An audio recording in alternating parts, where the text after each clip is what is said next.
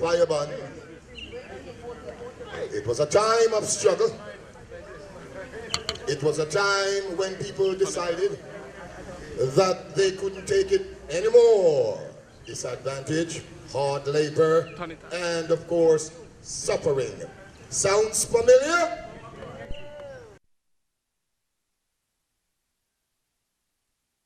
I would like, of course, David, just come down here for a quiet minute. I want to congratulate you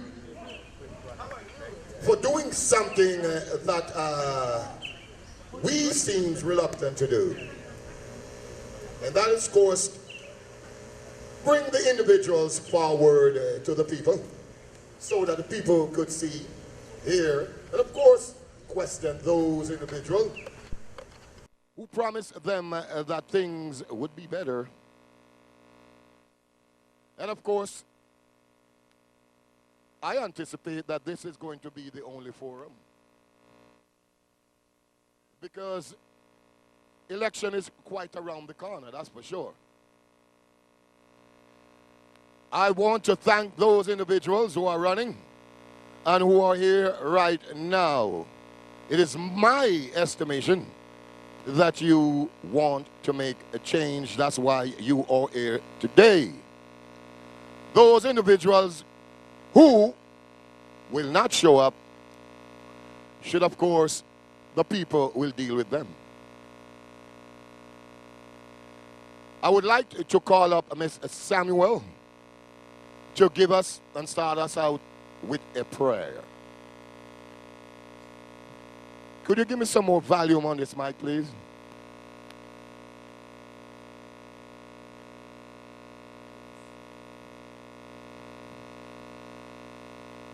Praise the Lord. The psalmist said, "Oh, give thanks unto the Lord, for he is good, for his mercies endure forever." We are so thankful that new morning, new mercy we have seen. All we have needed, our Heavenly Father has provided. Great is his faithfulness, Lord, unto us. Father, this afternoon we are here, dear Father, bringing this forum before you. The songwriter said, "We dare not choose our lot. We would not if we might. Choose thou for me, my God, so shall I walk aright." And truly this afternoon, we do not know who to choose. So we are asking you, oh God, that you will help us to choose the right person for the job. Father, we are depending upon you, dear Father. All good and perfect gift is coming from above, in whom there is no vary or shadow. For Father, we thank you and we praise you. We ask that you will lead us, that you will guide us. We pray, oh God, that you will cover the candidates, oh God. You will help us to put the right person in office that will work for us. For Lord, you say when the righteous are in power, your people will prosper. So we pray that you will guide us aright. In Jesus' name we pray. Amen. I want to thank you very much, of course, Ms. Samuel. That was a very appropriate prayer. It was to the point, to the occasion, and of course, blessed the day. Where is my conch shell individual? Mr. Conch shell, would you blow that conch shell so that we bring back all the cane cutters back home? No work today.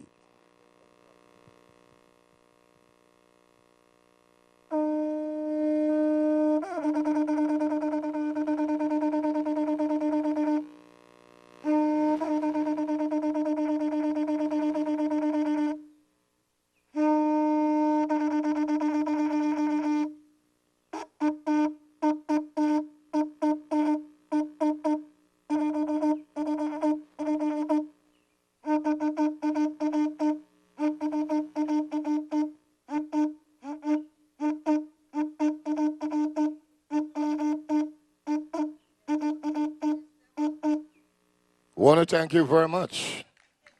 And that have an echo of history in my mind. Of course it is.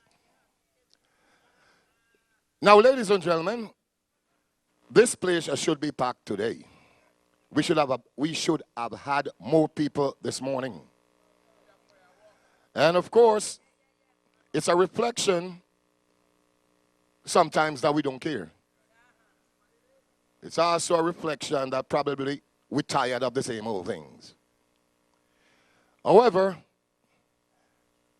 I'm appreciated because you must remember, one vote does count. And so we're going to start. Candidates. Everybody's a candidate, really. Anyway, right. This is your time. You got 15 minutes. You can utilize that 15 minutes any which way you choose. And so, to start, we have a fiery individual. I like her commercials on the radio. She seems very tough. She seems that she is ready.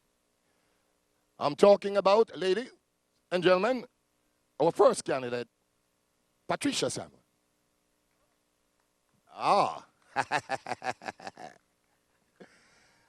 Today is your day. I'm speaking about candidate Patricia M. James, ladies and gentlemen.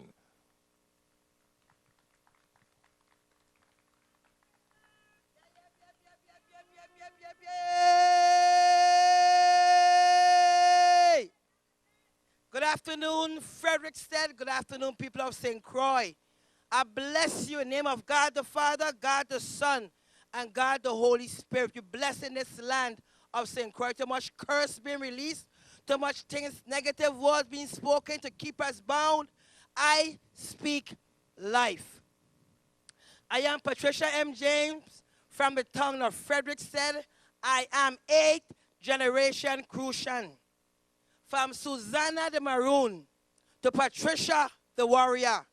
The DNA of warriors, Crucian warriors, run in my blood.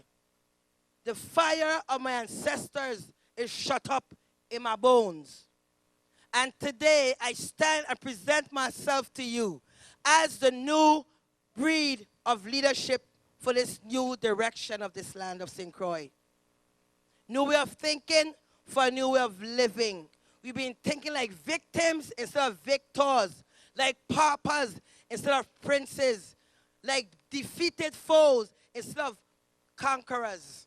It's time for us to change the way we think. You can change your leadership, but if your mindset remains the same, that every time a leader come up to make an effort to help you, you squash them down. We got to change that way. And then when we dead, you want to honor us with all kind of things. Come on, we have to change. We have to raise our level of thinking here. First thing for me, I don't understand why St. Thomas have to make choices for St. Croix. I don't know why St. Thomas have to make decisions for me and my people. I don't understand why all the money we make here have to build over there and we look like wilderness. We have some old other leadership here for over 40 to 50 years that we want nothing. We want this. We want that. We ain't like them. We ain't like that. And now we look like wilderness and our children behave like wild beasts. Because we didn't want anything. And then the gatekeepers, not all, the gatekeepers, the leaders, them that we elected to safeguard us, they corrupt, they went in corrupt. Let's talk about politics. You don't get corrupted now, no. You come in with that in your heart. Ask Senator Rivera, she could tell you. You come with that corruption in your heart. So you're getting there, you're fixing good. You understand? Because you already come in there with it in your heart. You didn't mean the people. For example, you're going to tell me why we have almost 1 million big face sign wrong here in St. Croix? I understand me. The big face sign them. The big face sign them all over the island, frightening people, releasing fear and intimidation on the people. Tell me why. So when you spend all a bunch of money, whose money it is? Whose interest do you have? Nelly said, I got my little sign them, but these big signs all over the place. Whose interests are these individuals going to represent? Because they got to pay somebody for a million big faces around the place to have. Now I bring in open your eye to see some stuff here. Whoever it is, fund them with a big face sign, special interest. I want to thank those of you here on St. Croix that have been giving me by the 5s, the 10s, the 50s, the 15s. Thank you. You are my interest. You are my special interest. For how long? But Papi, I carry this thing in my blood. I born with it. I born with this St. Croix in my body. I sat in this park. I would dream about St. Croix potential in high school. This is something that I'm doing because I've been sent in the earth to do this. This is my purpose. For this I was sent. I say again, I'm 8th generation Crucian. From 1769 to now. We have to start to make decisions for ourselves here in St. Croix. The first thing we need to do is start to make decisions for improving our personal self. Because we are the government. Like somebody said to me, instead of the leaders them fearing we fear them. I've been going to agriculture and talking to people. You realize how, listen to me, there's so much stuff wrong across here. And we know all what's wrong. We have solutions as well. Okay? You want to tell me why we're men in agriculture asking for a crane to help lift the equipment, the engines, and things up to the machines. And they're being told, no, you can't get a crane because we need it here for the fair. So you're telling me we can't plant nothing agricultural grounds because it's for the fair. 3 days in a year holding a whole department hostage. You want to tell me why I can't go and buy me a pear tree anymore in agriculture? Why I can't buy me a mango tree? Why? Because one of the workers, them in there, have the business outside, and it's okay with us, right? It's okay with us. The money being made in here, going to fix St. Thomas. And let me explain something I explained to Namumba. The St. Thomians, them like you and I, run into St. Croix because the cost of living in St. Thomas is killing them. They push them from St. Thomas, they push them from St. John, and they're coming to St. Croix. St. Croix is the place where people are running to for shelter and for safety. This is the last stop for the Virgin Islanders. This is the place where they're going to have to meet resistance. We have to get up and change these things, change the way we think, the way we see ourselves. You want to tell me why the EDC companies been in here for how many years? Up to one of them grossing up to $14 million a month, reporting that, and we get nothing at all from that. But yet, they are good where they come from in America. They're building their schools, and they're building state-of-the-art libraries, and they're building state-of-the-art auditorium, but they're coming here for free. Because the past leaders, them you had the old order, put St. Croix up for free. Free food, free light, free water. Free is poverty, and poverty the curse. And look how we there. So, welfare for the people, and the average folks come. And you come here because, well, it's free for you all here too. And then, yes, the EDC program worked for a while. Just like the GRS worked for a while. But we are embarking in a new day and a new season, okay, and things have to change and transition. Change is always painful. It's always challenging. Ms. James, what do you recommend for the GRS? The problem with the public pension fund is not unique to St. Croix, the VA, This is all over the United States. I was reading the summit, that had a report back on the summit, and I haven't seen where they're talking about direct pension funding. What's that? Eventually, what they're doing in the state, they're phasing out where the government made the contribution because you see it ain't working anyhow, they ain't paying in.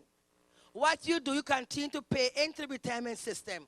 And every quarter, every semi-annually, once a year, you get a check.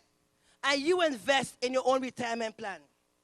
With a 401k, IRA, whatever you choose to do, but that is your money to invest as you see. Because that's the direction that the public pension fund in the States are doing. We have all this land that GRS buying in the private sector. They give you a watch and a goodbye. Well, we could give you a piece of land and a goodbye. You don't think? It's your land. But see, these things have to be taken and we have to work it through. Nobody don't want to go through the pain of the change. But I'm saying to you, whether you like it or not, St. Croix, change is upon you.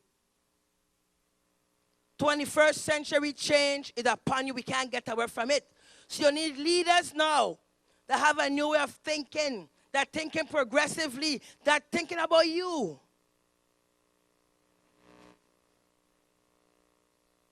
That's thinking about you. Not the old set. Listen, you got some good use car. Buy them.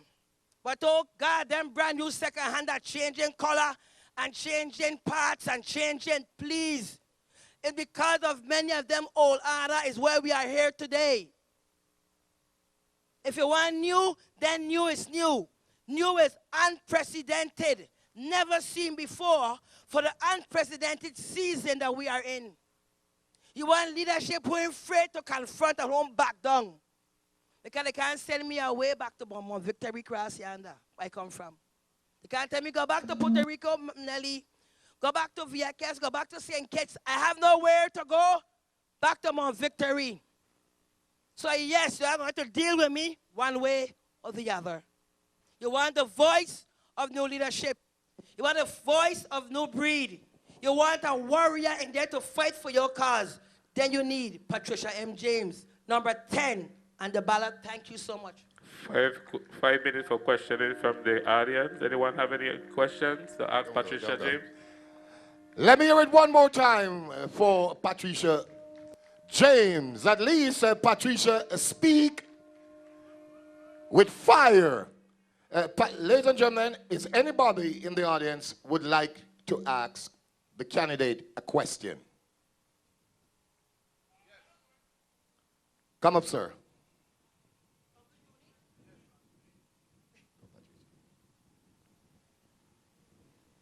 Good afternoon, everybody. What I would like to ask you this afternoon is when we get you into the Senate, what you said today, you stick with it for 2 years. Uncle Junie, I live with her. You don't have no place to run, go. Such as I got to face when I don't do what I say I'm going to do. And not only that, it's not about me doing, but about working with the others and pulling them into the vision to take St. Croix forward. I be like everybody who running, new, Nelly, that we really want to take St. Croix forward. Okay, but that's about us coming together and realizing we have to hold one head. And I don't mind standing alone. Right is right. Yes, Uncle Junie. I will be doing what I say I'm doing. Come forward, sir.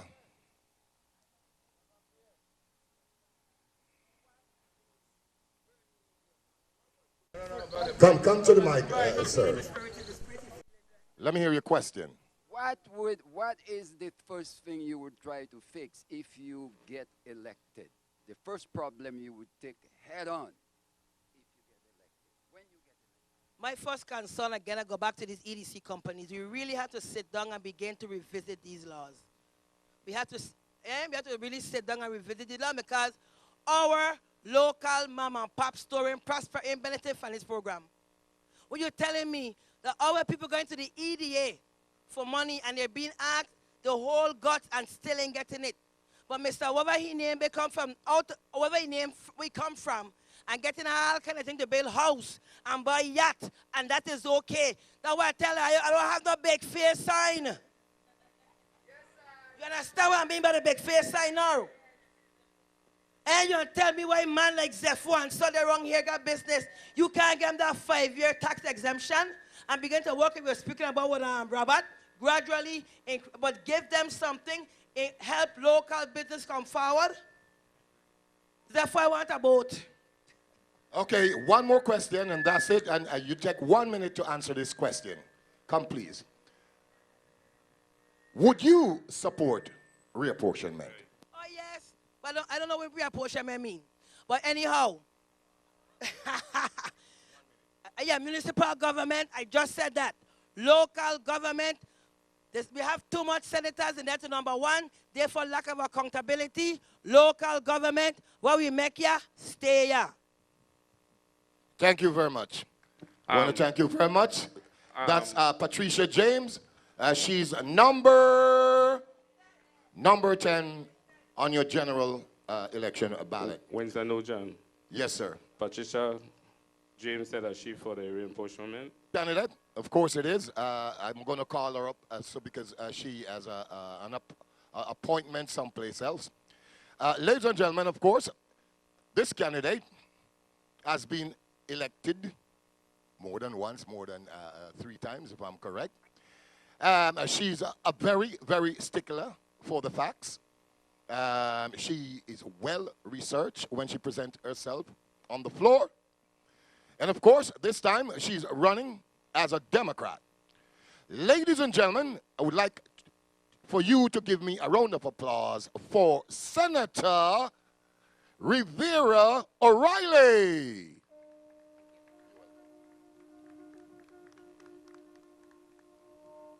Thank you very much. That is a very hard act to follow, Ms. James, but I'm going to do my best. It's really good to be here. I'm Nelly Rivera O'Reilly. I'm number 12 on the ballot. And I just want to begin with making 3 statements, and then I'm going to just let you be the ones who lead the discussion by asking me the questions that you want me to be able to answer so that I can offer solutions, because we all know what the problems are, and we're all very good at highlighting the problems. What we are not very good at doing is articulating the solutions. So just to begin, I am not corrupt, okay?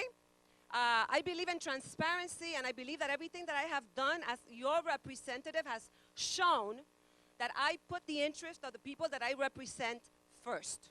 So you can go on my website anytime, or you can come into my office anytime, and you can access my allotment, my budget allotment, and you can know how my office spends your tax dollar.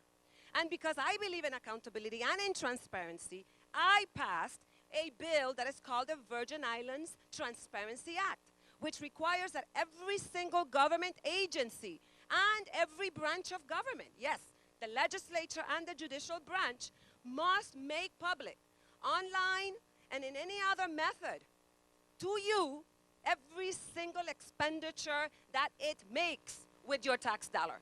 You see, those are the things we need to be talking about. Because I just don't say I'm going to do something. I just don't say I stand for something. I do it. I work. See, when everybody else is frying Johnny cake, frying fish, running from one party to the next, I work. You didn't send me there to be Miss Virgin Islands. You sent me there to work for you. And my record speaks for itself. So, I'm asking you to lend me your vote one more time.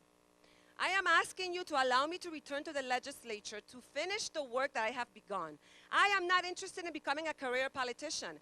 Every single time I toss my hat in the ring, I think about it, I deliberate, and even this time around, I very seriously considered not returning. And you know why I did? I did because my colleagues, the new senators that have joined the legislature, have demonstrated a commitment to the people of St. Croix. Because for the very first time, in the 8 years almost that I have served you, I can tell you, beyond a shadow of a doubt, that the senators from the District of St. Croix care about St. Croix and have stood with me, regardless of party lines, minority and majority, and have stood up to the St. Thomas senators and have fought for the interest of St. Croix every step of the way. I have seen it. I have seen Senator Francis, Senator Villes, Senator Nelson, Senator Gittins, Senator Sanis. I am not bigging them up because you get to vet them. You get to decide. But I am telling you the truth because I didn't come here to lie about my colleagues, and I didn't come here to shine a light on me and darkness upon them. I am one person, and I cannot get anything done unless I have the support of 7 other senators. And so I have to be able to make the case. I have to be persuasive, and I have to do that by extending the olive branch, not by going in there and destroying everything. And I learned a lesson. I learned that my mouth is very big, and I learned that I can scream, yell, and I can kick. But those things don't bring result. They only make me look like a fighter. I don't want to look like a fighter. I want to be a fighter that fights without breaking anything. And so you have a choice on November 8th. Either you choose to return me or you choose to send me home. But I will say to you that the 8 years that I have served with integrity. I have given you everything that I have. And my husband will tell you that. Because I take whatever, it doesn't matter what I do. If I'm frying Johnny cakes or I'm mopping the floor, I do it 120%. I am not here because I want you to make me the top vote getter or the best senator. I am here because I want you to just include me in the 7 votes that you plan to offer on November 8th. I am number 12 on the ballot, and now I am making myself available to you. And by the way, I'm struggling because I'm battling with a cold. But I'm making myself available to you. Any questions you have about the GERS, roads, you name it. If I don't have the answers, I promise to come back to you with them. So, who's first? I don't know. Good afternoon, Senator. In the past 2 years, I see over 20 boys dead on the street. What have you done or have in your mind that we can turn this cycle of self-destruction around? Well, you know that I know very well what the impact of crime and violence has on families. My family, too, has been touched by that in many ways. My son is presently in jail. It's going to be 4 years in March, and he's still awaiting trial. And I lost my nephew on New Year's night in 2014. He was the first homicide on St. Croix, right here at the village. He was shot 5 times and left 3 babies from age 3 to age 6. And so I've been on both sides of the coin. And there is no silver bullet to deal with the crime and the violence that we see here, because we see it all over the country. So like I've said before, I think education really is the answer. And until we are really serious, and I think Ms. James said something that really resonates with me, which is we are going to have to accept change. And I think that is relevant not only in the GERS, but that is relevant even in education. So our office has pushed since we got elected for charter schools, for schools that are going to really hone into the needs, the specific needs of our children, so that education is delivered to every single child, regardless of what challenges they walk into the classrooms with. Part of what we are doing is also working on single gender education so that we can tailor the teaching methodologies to boys and to girls, because research shows that boys and girls learn differently. We also need to create jobs. And so what I have done, I joined Senator Roach in his efforts to ensure that when people come into our ports, particularly the airports, that they are forced to report that they have brought a weapon. Because we know we don't manufacture weapons here. Our children get their hands on weapons which kill. But a weapon can't kill without someone using it. I believe that we also need to fund metal detectors. So I have legislation to appropriate funds from the St. Croix Capital Improvement Fund so that we can put metal detectors at the ports. We also need to have a very serious conversation with the feds. I'm not going to lie to you. We have no control over our waters. We do not guard what comes through trailers. We do not guard what comes through airplanes because we have no jurisdiction over it. And so in 2017, as we prepare to celebrate the 100th centennial, or the centennial for our transfer, that is the time when all of us should take to the streets. We should protest at the airport and everywhere else that these congressmen come. And instead of showing them a good time, we should show them our roads. We should show them our infrastructure. We should take them to the cemeteries. And we should show them that instead of giving $11 billion to Egypt, they need to direct some funding to the Virgin Islands, because we are American citizens. I hope I answered your question. There are so many other initiatives. Just very quickly, I'm also working on criminal justice reform. And while I was in Chicago a couple weeks ago, we met with some professors at John Marshall Law School. We are instituting, and I'm working with my colleagues to institute what is called a juvenile restorative justice program at the elementary school levels. And what that does is that it teaches people how to deal with conflict. It brings the family of victims and the families of the perpetrators together to talk about healing, to talk about what happened, why did I steal this from you? What is it that's missing in my life that I need in order for me to be a better citizen in this community? And to talk about how the victims and their families can really get to a point to forgive. You have to forgive because we are a small community.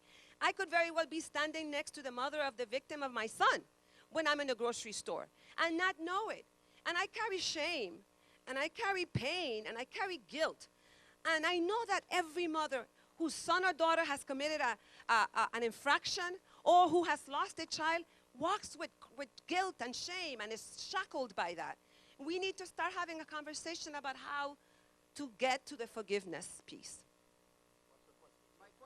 My question is why it take us so long to bring forward reapportionment to the people of the Virgin Islands. We are the only island in the Caribbean that do not have district in our reapportionment.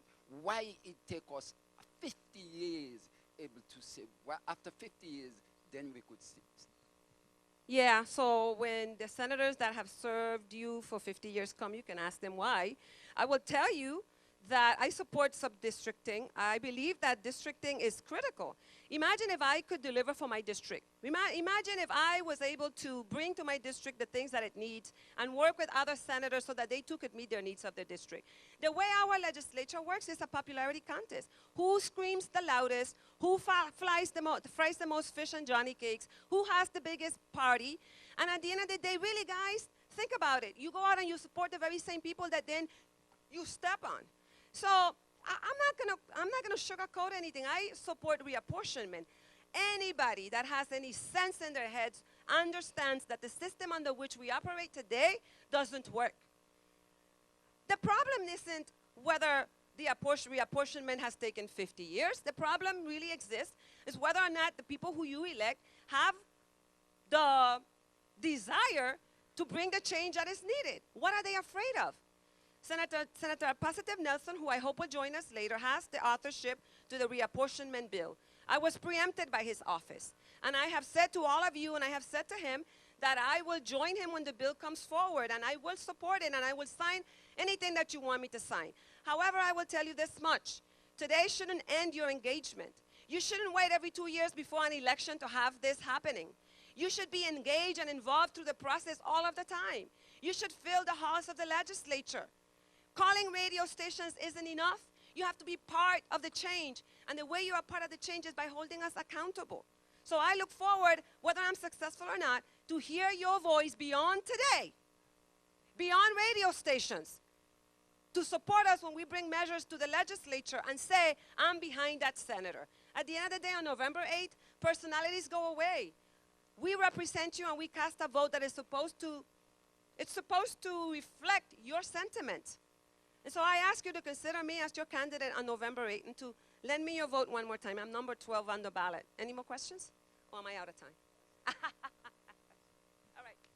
All right. Senator, go to, ladies and gentlemen, please give me another round of applause, please, to, of course, as I said, a senator that who, as she has indicated, does her homework very well.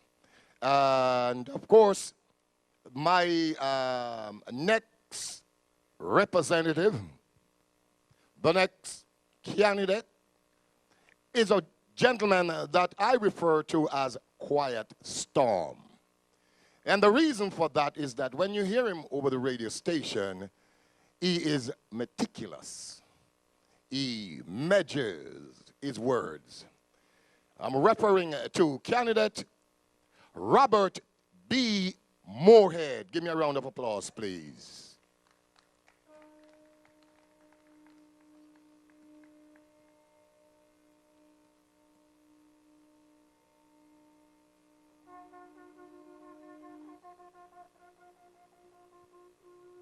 Good afternoon. My name is Robert B. Moorhead. I am the only Republican that is running for the 32nd legislature, and I am running as a Frederick Douglass Republican. We need to make sure that we have that distinction. Now, before we get started, I'm going to take, since it's supposed to be 15, I'll take a quick moment. Last year, Senator O'Reilly ran as an independent. She changed to a Democrat after the election. And nobody asked any questions with regards to that. But she had been a senator before. And for some reason, she felt she was unproductive, so she needed to join the boys' club. Well, hopefully she'll get that straight after this election, but that being said, the platform is pretty easy. I don't want to bring jobs into the territory. I have no interest in bringing jobs into the territory because the Democrats promote jobs for our people, and it simply means that we will just be over broke suckers. Just over broke suckers. That's what jobs are. But That used to be a market. You used to get fish and provisions in there, and that was all locally owned and operated. Alexander Moorhead gift shop, and across the street was Brow Soda Factory. We owned a soda company equal to Coca-Cola, and we consumed our own products. We got rid of Island Dairy. But the Centerpole and the Angus belonged to St. Croix. Now we don't have any cows. Most recently, we got rid of Solitude, and most recently, that's for me. So we're buying eggs and milk and sodas from somebody else. So we're not making us wealthy. Why? Because somebody told our young people some time ago that Virgin Islanders are not supposed to be wealthy. We're supposed to make other people wealthy. We sold Hovensa. Did anybody ask the senators why we didn't sell Lonesome Dove as well? Oh, that's right. Nobody wants to talk about Lonesome Dove. But it's now on the record, so you can find out why we own Lonesome Dove, yet we have problems with GERS. There was a bill created that the assets would have gone to GERS. But another chapter. As far as our economic development, it's very simple. It's a 20-year plan. It's a VI stimulus for Virgin Islanders. The first 5 years, you're not paying any taxes. New and startup businesses only. After that, the next 5-year period, you no more than 25%. The next 5-year period, no more than 50%. Your last 5-year period, which is your 20 years, no more than 75%. The first 5 years, economics 101. Most businesses fail in the first 3 to 5 years because they have to eat their seed money. They don't have enough capital. We tell our young people to hustle. Let's look at it. Go to Grove Place, go to Mumbiju, and all of them that you say hustling. They know distribution, they know marketing, but we don't use the correct terms with our young people. So they will continue to perpetuate the same situation we want to get them out of. Our legislature, they out to lunch. We get 100,000 extra bonus on 85,000, which you're being overpaid. Yes, overpaid. It's a part-time position. You can't fool me. I want to go to work. That's what we're supposed to do, go to work. But again, I don't want to work for somebody else. I want to create the jobs for my people here.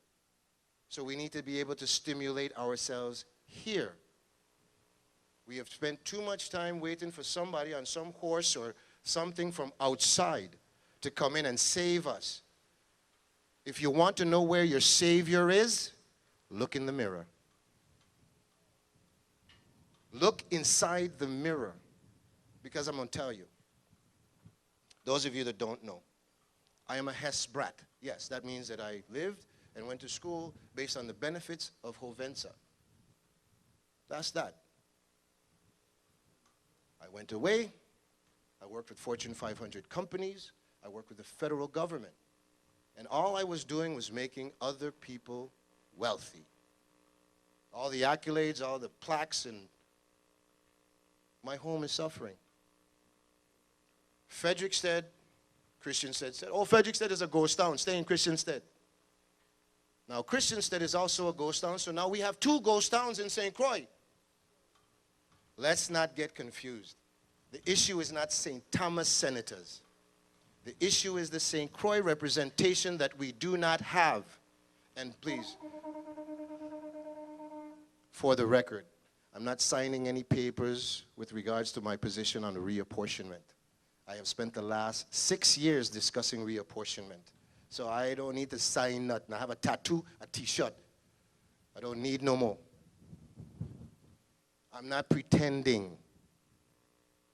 $45,000 a year is more than enough for a public servant.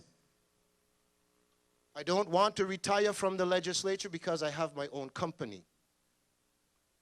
The problem is, those of you that have businesses that you have to import.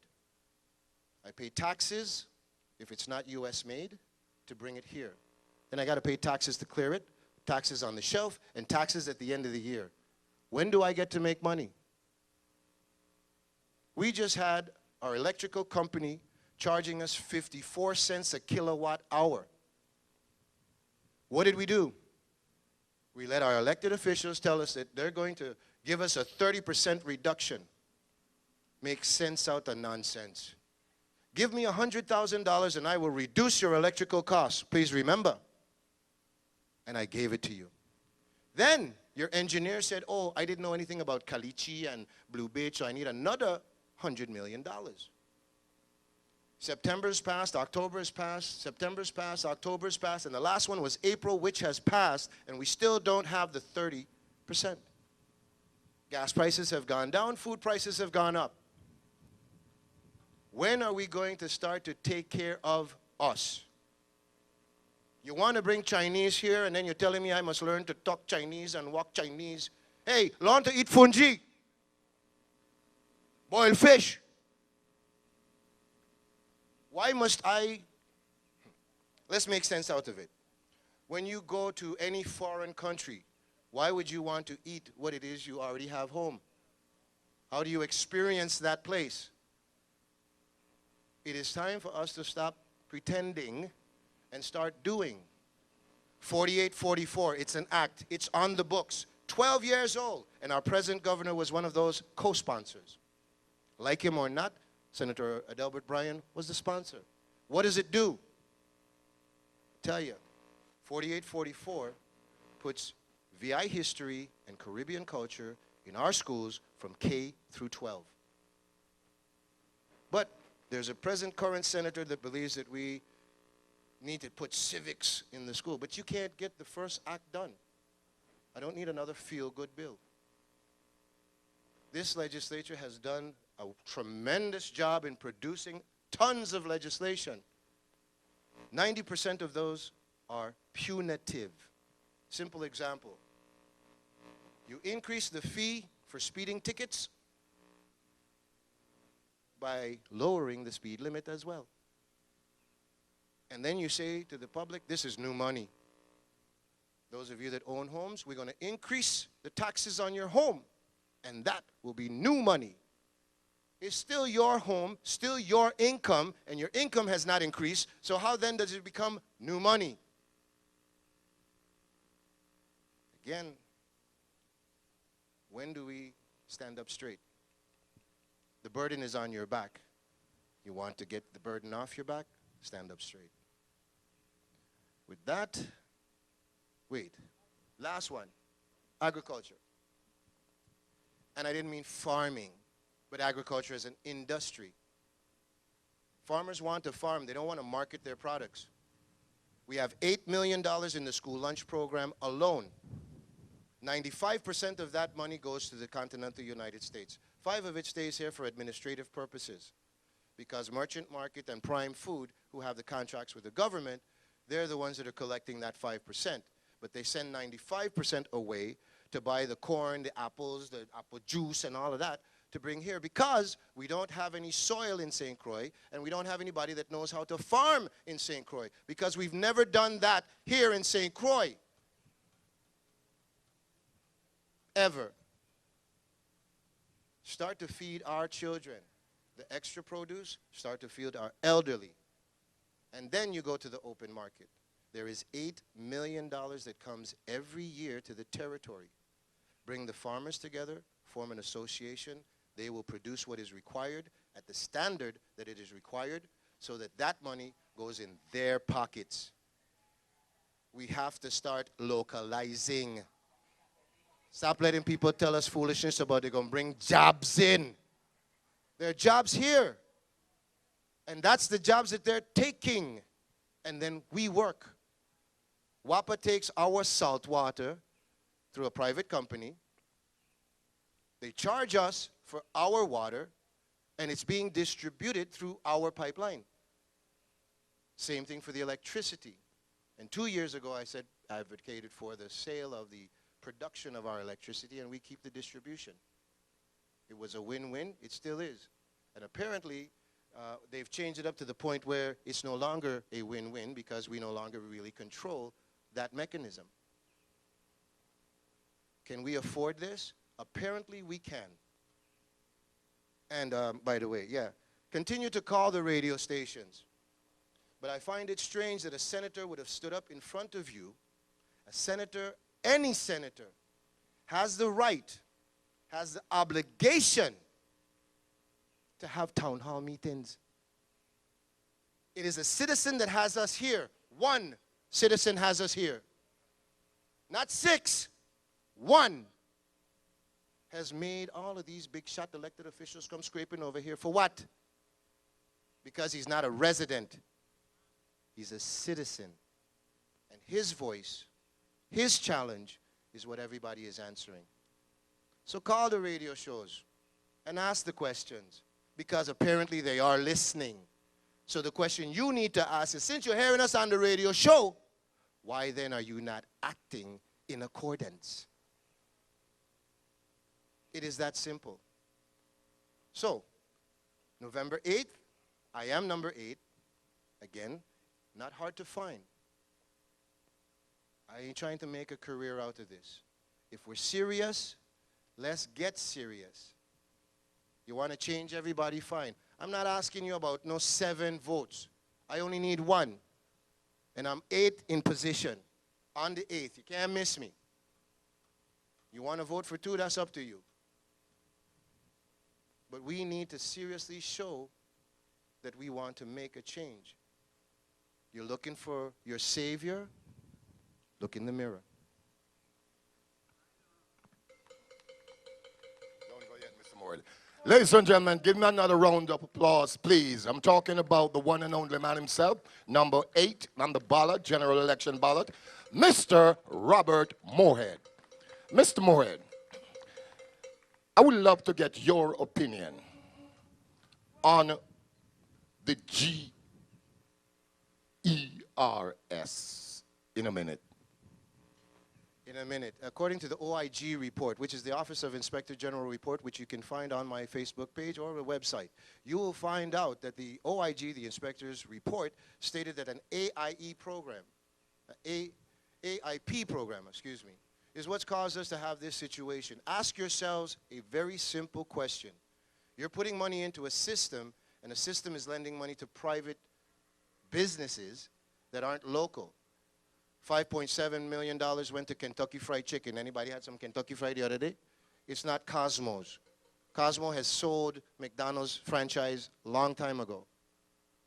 McDonald's, Kentucky Fried Chicken, Pizza Hut are not owned by local people.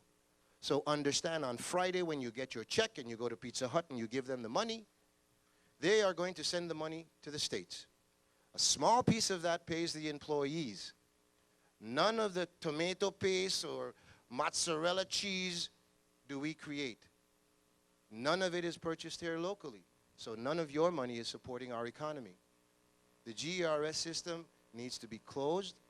All this loan money, shore it up with that loan money and open up a new system. Do not allow your politicians to take your money and do what they want with it. It is illegal. Because I ain't hear nobody jump up about the 8% yet. The GERS system has a component in it that should not be. And we are, again, the only territory, the only jurisdiction that has annuity programs for the retirees that lends money to private businesses. And they're not local. Sorry, folks. I strictly local. Got a tattoo and a T-shirt. Are there any questions from the audience?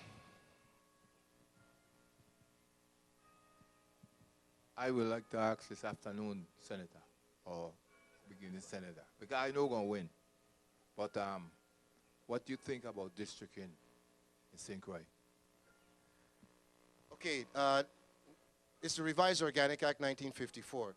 My Uncle Mario does the exact reapportionment based on that. The only difference with mine, the numbers stay the same. You have the District of St. Croix, you have the District of St. Thomas, you have the District of St. John. The at-large component is the only component that I change. There is an at-large senator given to the island of St. John. There are 2 at-large senators given to the island or district of St. Thomas and 3 for the island of St. Croix. If there's any argument or dispute as regards to the apportionment, it is pretty simple.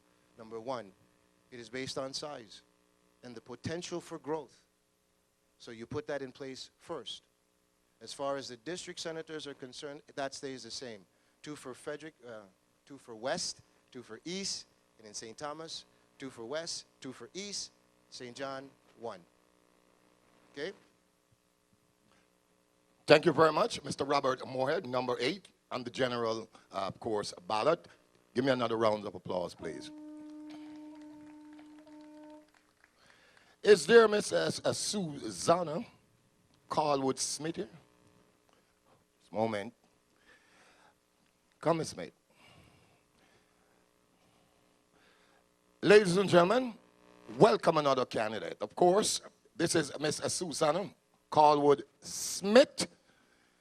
Give her a round of applause and welcome. Good afternoon, everyone. No, I'm not a politician, so I came with my little cheat sheet. I'm not going to read it to you, but I did bring some notes to keep myself in line. My name is Susanna Carlwood Smith. I'm number 3 on the ballot. I'm running for the Board of Education. My email is principal11wim@yahoo.com. You can find me on Facebook at www.votesusanna.com. I want to thank the organizers of this forum, David and his crew, as well as all of you for attending. I actually expected to see a lot more people here, but for those of you who came, I thank you. A little bit about myself. My name again is Susanna Carlwood Smith. I'm originally from St. Thomas, but I live on St. Croix for over 30 plus years. I have worked for the Department of Education for 34 years. I began at Alamala School. I worked also at Joseph Gomez School, Charles Emmanuel School. I worked for 8 years at Arthur Richards Junior High School as a counselor. And again, 8 years at Central High as a guidance counselor as well. I was one of the first assistant principals at Complex when it opened in 1995, I believe. And then I became a principal in 2000. I was assigned to Elena Christian Junior High School, and then I was sent to YRC, and then I retired as the principal of Alexander Henderson School. So you ask if I'm interested in education. I always have, and I always will care about students, teachers, and parents. Now, the Board of Education's vision is to ensure that students are provided with the best education possible. The board is committed to a vision which will promote and transform the structure of the existing public schools through governance of the public school system, improve students, parents, and teacher relations, comprehensive community engagement, standards that promote high academic standards, and the creation of an environment that is conducive for learning. You ask, why am I running?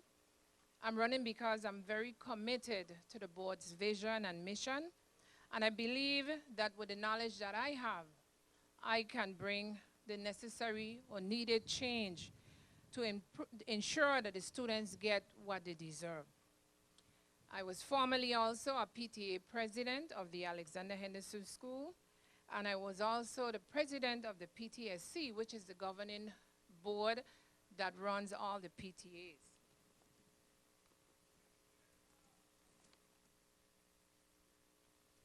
The Virgin Islands Board of Education is the official policy-making body for education, and its members should serve the students and parents effectively. Members should model civility in all their interactions and encourage open conversation. If you look at my flyer, which I'm going to make sure you get one before you go, it talks about collaboration, and I think collaboration is very vital to the effectiveness of the board. You need strong partnership with parents, and as I said, I am for that. Having been a PTA president and having been the person who helped run all the PTAs, I think as parents which I am a parent. I had 4 children. I lost 1. I have 3 children. I believe that we want the best and we should expect the best. But we can't get the best unless we make sure that the board members do their very best. Children should be given, should feel comfortable. They should be physically, psychologically, socially, culturally secured in their school environments. And I am for that, and I am for, as I said, pushing the vision. You can count on me to do that. Again, my name is Susanna Calwood-Smith. I thank you for having me here. I'm not a politician, so I don't have a lengthy speech, but I care. I care about the students, and I care about our school system. Thank you. Just one moment, Ms. Smith. Of course, Susanna Calwood-Smith, number 3, you're running for the Board of Education. And she just said that she's not a politician. But I am really, really proud. And let me tell you why. The assumption is that everybody that was supposed to participate in this forum were going to be people running for the Senate. We didn't expect somebody running for the Board of Education would calculate in their minds that you also have the right to participate just like them. So that's why I'm very proud of you. So you are indeed a politician. Let me ask you one question, Ms. Smith. Just recently, the legislature passed the civic to be taught in our schools. Do you think it was the responsibility of the senators, or should it have been the responsibility of the Board of Education to implement civics in our school? And do you think that we should, in fact, have civics in our school? Of course, I think it's the board's responsibility. I grew up with civics in the classroom, and I was, of course, I'm always surprised that you don't have that happening as it should. You can't learn about government unless it's taught, and we can't expect the students to respect senators, laws, even something as simple as traffic signs, unless you teach them the importance of community, the importance of learning about what's happening, not only in the world, but in your community. So yes, I think it's the Board of Education's responsibility to set the policies as it pertains to curriculum. I want to thank you very much. Do you have any question for Ms. Smith? Running for the Board of Education, and she is a number 3. That's it. I want to thank you very much. Now, ladies and gentlemen, is Mr. Brian Smith here? Yes. Our next speaker, of course, is Mr. Brian Smith, who will be running as the senator at large, which means all 2 districts will have the privilege to vote for Mr. Brian Smith. And Mr. Brian Smith is running as a Democrat. Am I correct? Okay. Ladies and gentlemen, give Mr. Brian Smith a round of applause, please. Good evening. Good afternoon, actually. My name is Brian Smith, and I'm from St. John, Virgin Islands. I'm number 1 on the ballot. I'm going to tell you a little bit about who I am and why I'm here. I grew up on St. John all my life. I attended the public school system. I went to Idora in St. Thomas, Florida A&M University in Tallahassee, Florida, where I got a bachelor's degree, and subsequently I got a master's degree in adult education. But I did the undergraduate studies in agribusiness. I taught in the public school system as a school teacher for approximately 3 years. I also was an adult education administrator. I most recently, last year, retired from the United States Probation Office. One thing I don't have on this brochure is that I'm an extremely serious and prudent businessman. Myself and my 2 brothers, we own a lot of commercial real estate in Cruz Bay, St. John. That's who this guy is. I was born in 1965, August 5th. My wife's name is Betty Smith. we have 2 kids. One is 19 years old. He attends UVI. The next one is 15. He attends Charlotte Amalie High School. For approximately 10 years, I was a Cub Scout leader on St. John.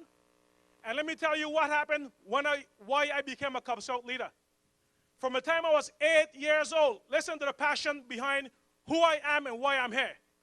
From the time I was 8 years old, we used to do community service, picking up trash all over Cruz Bay. And guess what? I'm 51 years old today, and that practice have not ended. Actually, that practice have gotten stronger. That's how my commitment is. That's how my passion is about running for office. I've showed up here, guys, because everything appears to be going backwards. Everything is going down the hill. They don't have real leadership around today. And that's why I am here. I'm asking you for one of your precious votes come November 8th, 2016. Let me give you guys my vision for St. Croix. St. Croix, to me, has untapped, unlimited resources, but it needs somebody who has vision. In other words, let's start with this one concept first. Let's try to make St. Croix more accessible to all the rest of the Caribbean. In other words, I could fly to Miami cheaper than I could fly to St. Croix from St. Thomas. Every single time I travel from St. John to St. Thomas to St. Croix, I spend a small fortune. We need to get it where a round-trip ticket coming between St. Thomas and St. Croix, or the BVI and St. Croix, or Puerto Rico and St. Croix, or St. Martin and St. Croix is under $100. Let's say that happens. Could you imagine the amount of commercial activity, the amount of stuff that will be generating? But it have to start with accessibility. If we don't have any access, we'll be like left behind all the time. I mean, look, let me tell you something. Whenever I touch down in St. Croix, I want to go to Frederickstead, I want to go to Christiansted. And let me tell you what I do. I watch the commercial real estate or the town architecture. And I've been doing that every place I go, whether it's Charleston, South Carolina, or Newport, Rhode Island. There's nothing comparable to the architecture in these towns. And that's a serious tourism market right there. Because when I was in Charleston, South Carolina, you pay between $40 to $60, depending on the length of that tour, to be told when that building was built, who the inhabitants were. So I could see 60 people in a small group with one trained tour operator doing those tours. The resources here in St. Croix is unlimited, but we need people with vision. You need people with constitution. This thing is not going to happen tomorrow because it's going to take time to build. Let me tell you why I'm saying that. I just said, me and my 3 brothers, 2 of them are younger than me. We own significant commercial real estate in Cruz Bay. But that didn't happen overnight. That take 30 years. I'm 51 years, but that take 30 years. Let me tell you guys the next thing. The agribusiness sector of St. Croix needs to be promoted to the maximum. In other words, every youngster we see walking around here without something to do, we got to find a way to get those guys into agriculture. St. Croix have the capacity to feed St. Thomas, St. John, and the BVI. If that resource is tapped into, let me tell you what would happen. The farmers here would get maximum dollar for their produce. Because the market might not necessarily be here in St. Croix, because the money is not here right now. But I guarantee you, once that product touches St. Thomas, once that product touches St. John tables, they're going to pay top dollar. Let me give you an example. Here in St. Croix, I see lobster selling for $6 a pound, and sometimes I'm a businessman. I talk those guys down to $5 sometimes, and I go home with a lot of lobsters. Supposedly, you could fly those lobsters from St. Croix to St. Thomas, where the market is $10 to $11 a pound, and it's moving fast. Supposedly, you could get a yellowfin tuna from St. Croix to St. John, where the market is high-end. It's unlimited. The market is unlimited. It just needs guys with vision who could see it. Let's say we could get all the avocados, all the breadfruits, all the coconuts flown to St. Thomas. Let me tell you what I did one Saturday. There's two gentlemen in St. Thomas, one in Crown Bay and one in Fort Milner. I said to the one in Fort Milner, how many coconuts do you open or sell every week? He told me 5,000. 5,000 coconut weekly at Fort Milner. The next one said about 7,000 coconut weekly down in Crown Bay Marina. So my next question was, where do you get those coconuts from? You want to hear what he told me? He orders them out of Puerto Rico. You're trying to tell me now, with all of these coconut and St. Croix, all these beaches and St. Croix, so if you want to grow those coconut here and get them to St. Thomas, guys, the market is unlimited. We just don't have the guys in there with the vision. Let me tell you guys, I am a serious businessman. My grandfather was a serious businessman. My brother was a serious businessman. And I spot opportunity where the next guy think it doesn't exist. I've been prosperous a very long time, and I know what I'm talking about. You too can be prosperous. But remember now, elect Brian A. Smith, #1 on the ballot. Let me tell you guys what else we will do. We will push for 1 or 2 flagship hotels here on St. Croix.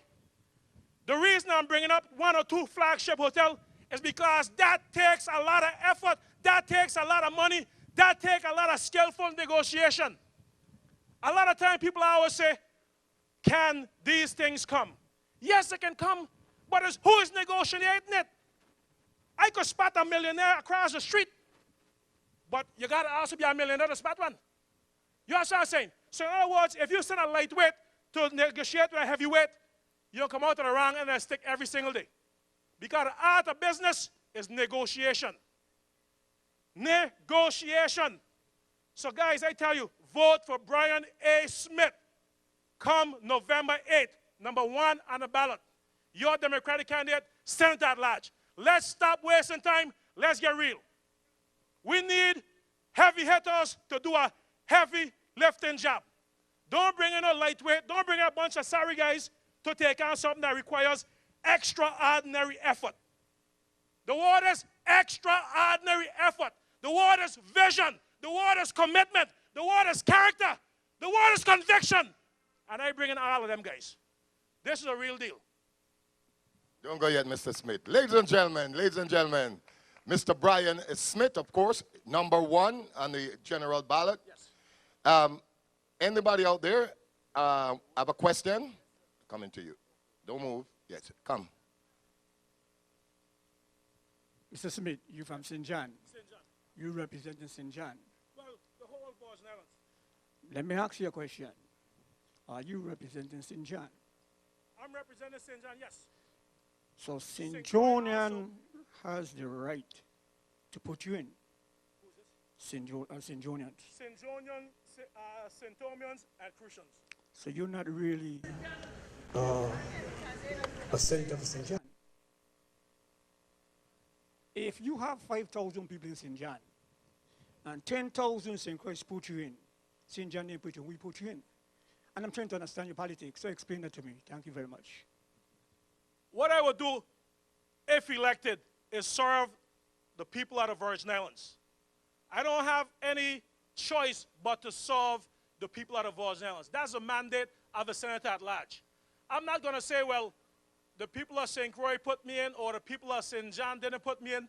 My ambition is, let me tell you, I should have showed up here because I care. This is a guy, like I say, from time, I'm 51 years old. 8 years old, if I see a can or a bottle, let me tell you something. In Cruz Bay, St. John, we own several commercial buildings, right? Let's say I walk around down the road down there, and I see trash down there. It might not be near my place, but let me tell you what I'm going to do. I'm going to clean it up. There's one guy right there from St. John named Ital Anthony. And if I say any lie, leave this man here attached to what it is I say. Mr. Anthony, since you know me, you're about 53 or so, and I'm 51. Because we went to school together. We're old school. The question is this.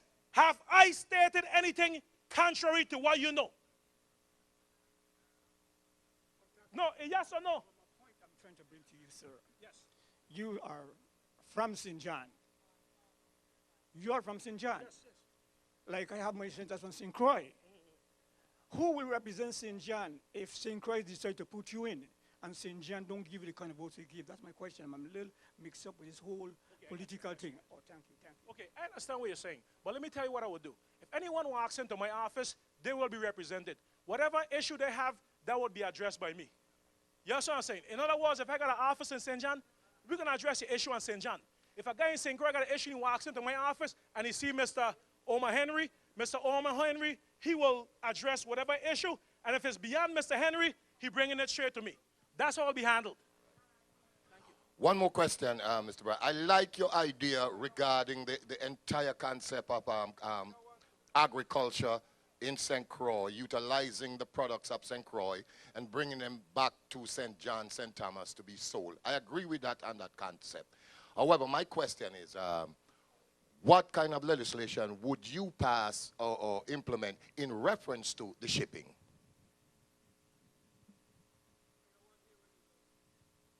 I would so move or ask of my colleagues to support weekly, at least 2 weekly airlift of those produce out of St. Croix, which should be paid for by the government through whether it's USDA grants or whatever it is.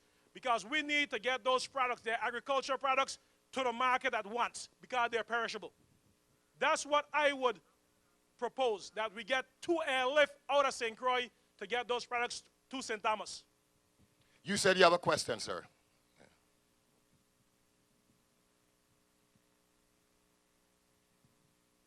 Good afternoon, Mr. Smith. Question. My question is simple, but it's 3 parts. I need to know what is your view on 3 things. 1, the youngsters, the young children around here. 2, what is your view on reapportionment? And what is in your agenda to deal with my senior citizens? Okay. Those are very, very important things. He's just spoke about the youths. Let me tell you what happened to me this summer. I was walking down Cruz Bay. Like I said, I worked for 23 years as a federal probation officer, so I could spot something coming at me with my back turned. I could read something coming. That's how fast my mind usually thinks. Anyway, I was walking down Cruz Bay one day, and I spot a lady. She spot me, and we watch each other for about 2 seconds. And I said, oh, geez, I think this lady wants something right now from me. So I try to do a brisk walk because I'm not certain if I got to fulfill whatever her obligation was. She said, Mr. Smith, I got a boy. He's 17 years old, and he's real strong, and school have just closed up. And I need something for him to do before he gets in trouble. And I say, look, hey, it was Thursday. I say, look, tell your son to come to see me Monday morning if he doesn't find something by Monday. Guess what happened? That same evening, the son gave me a phone call saying, Mr. Smith, I'm ready to work tomorrow. I said, well, look, it's only Thursday night. Give me a call Monday morning or meet me in front of my building, Cruz Bay Plaza, and we'll go from there. What I'm here to say, guys, is this. Everybody have to pitch in with these youngsters. I had them with me for 10 months, 8 weeks during the entire summer, paying him to water the plants and keep the leaves from between the small trees and moving battle stoppers and stuff from around my building. But I'm saying to say, raising children, looking out for youngsters, is not necessarily the job of the parents. It's primarily the parents, but all of us have to do our part. For 10 years, I was a Cub Scout leader. 10 years. Along with working as a U.S. probation officer, that took a lot from me. Along with managing commercial real estate in Cruz Bay, that took a lot from me. But you know what? I say I still have to look out for the youths because every parent out there today is facing a lot of hardship. So all of us have to assist. The second part of that question was reapportionment. I believe in sub-districting. Because let me tell you what happens. A lot of time we have a lot of slackers or slugs in office. But if they're not responsible for a particular area, they could hide a whole career, 10, 20-year career, and not perform. So to get rid of a slug, let's say a guy area is Christian Fsted. If he incompetent, he gone in 2 years because he will face direct opposition. Let me tell you something. On St. John, there was about 12 other candidates about to run for office on St. John for the same office. And when those guys heard Brian Smith is coming, guess what happened? All of those guys I know are slackers and slugs, so guess what? All of them run. They didn't run for office, they run for cover. So I'm saying to say, you will get the best representation when you go to sub-districting. Mind you, I said there were 10 candidates coming, potential candidates coming. And when I say I was coming, because those guys know this is a heavy hitter. I might walk around pretending to be sleeping half the time, but man, you don't accomplish like me by sleeping. You don't do it. And then you say the seniors. Hey, I'm a senior citizen right now. I look about 38 years old. But what I'm trying to, and that's because life has been good to me. But hey, God bless you, man, to the maximum. God bless you. Hey, well, I used to take a couple months ago. I had a major surgery. But what I'm saying is this. Our seniors, we should treat them with utmost respect. Because if it weren't for them helping me across the street, or it weren't for them by me watching their example, I wouldn't have been here today. So we got to treat them utmost respect, give them the best facilities to reside in, give them the best medication, the best transportation, and most of all, just demonstrate love and respect. Thank you very much, ladies and gentlemen. Mr. Brian Smith, of course, he's a #1 running for the at-large seat in the, of course, general election. David, just come here for one moment because I have to ask David, someone who loves his community, of course, and someone who really cares for the future of his community. I believe that this gentleman does. And I want to tell you, David, you're very good.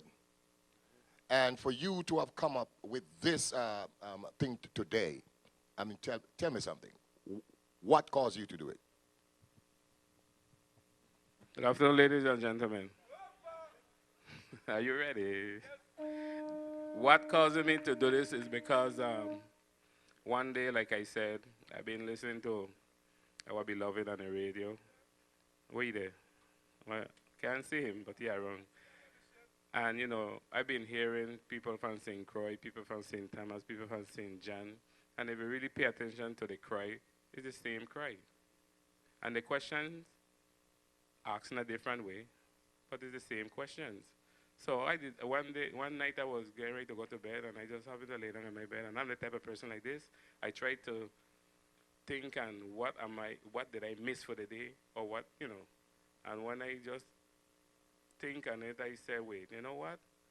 All these people for the Virgin Islands is crying. Nobody is holding a fish fry like they used to do before. Nobody's going out with the truck, with the big horn and the truck and, you know, going around the place anymore. This is what used to be done. So because of that, I say, you know what, I'm going to try a thing. And that's why you see I was stressing and saying that the fireworkers have nothing to do with this. Right. So I take it upon myself as a concerned citizen, and I say, you know what, I just do the work. I'm a person, I talk, but when it comes to the work, I'm going to do the work. And I decided, you know what, tired of talking, I'm going to do the work. And that's how I came about and say, you know what, I'm going to try a thing. And because trying a thing, like I always say, even if one individual come out here today, I'd feel good. It don't matter the numbers. That's right. One. Right. Okay? And everything must take a start. So that's one of the reasons why I decided to do this, because in the next 4 years, who's turn it for? The governor, right? Right. So they will be getting the same thing too.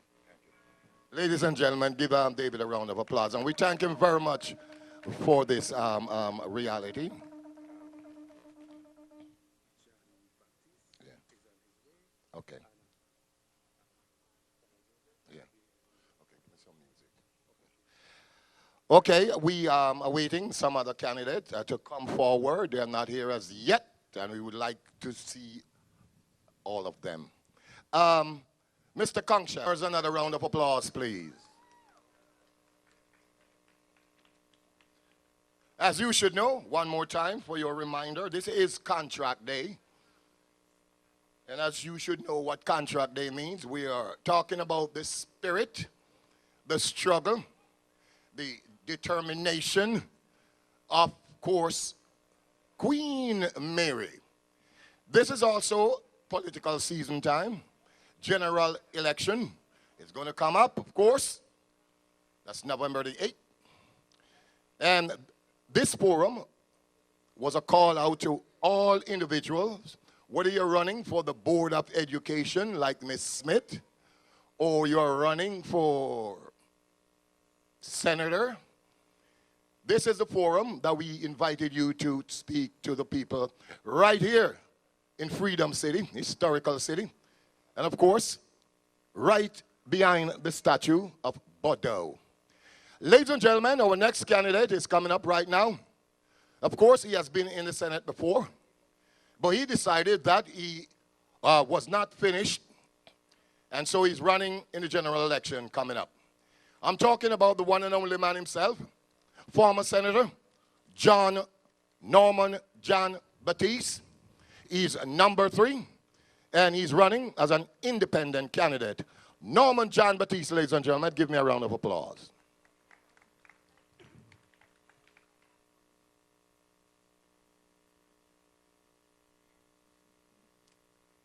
Good afternoon.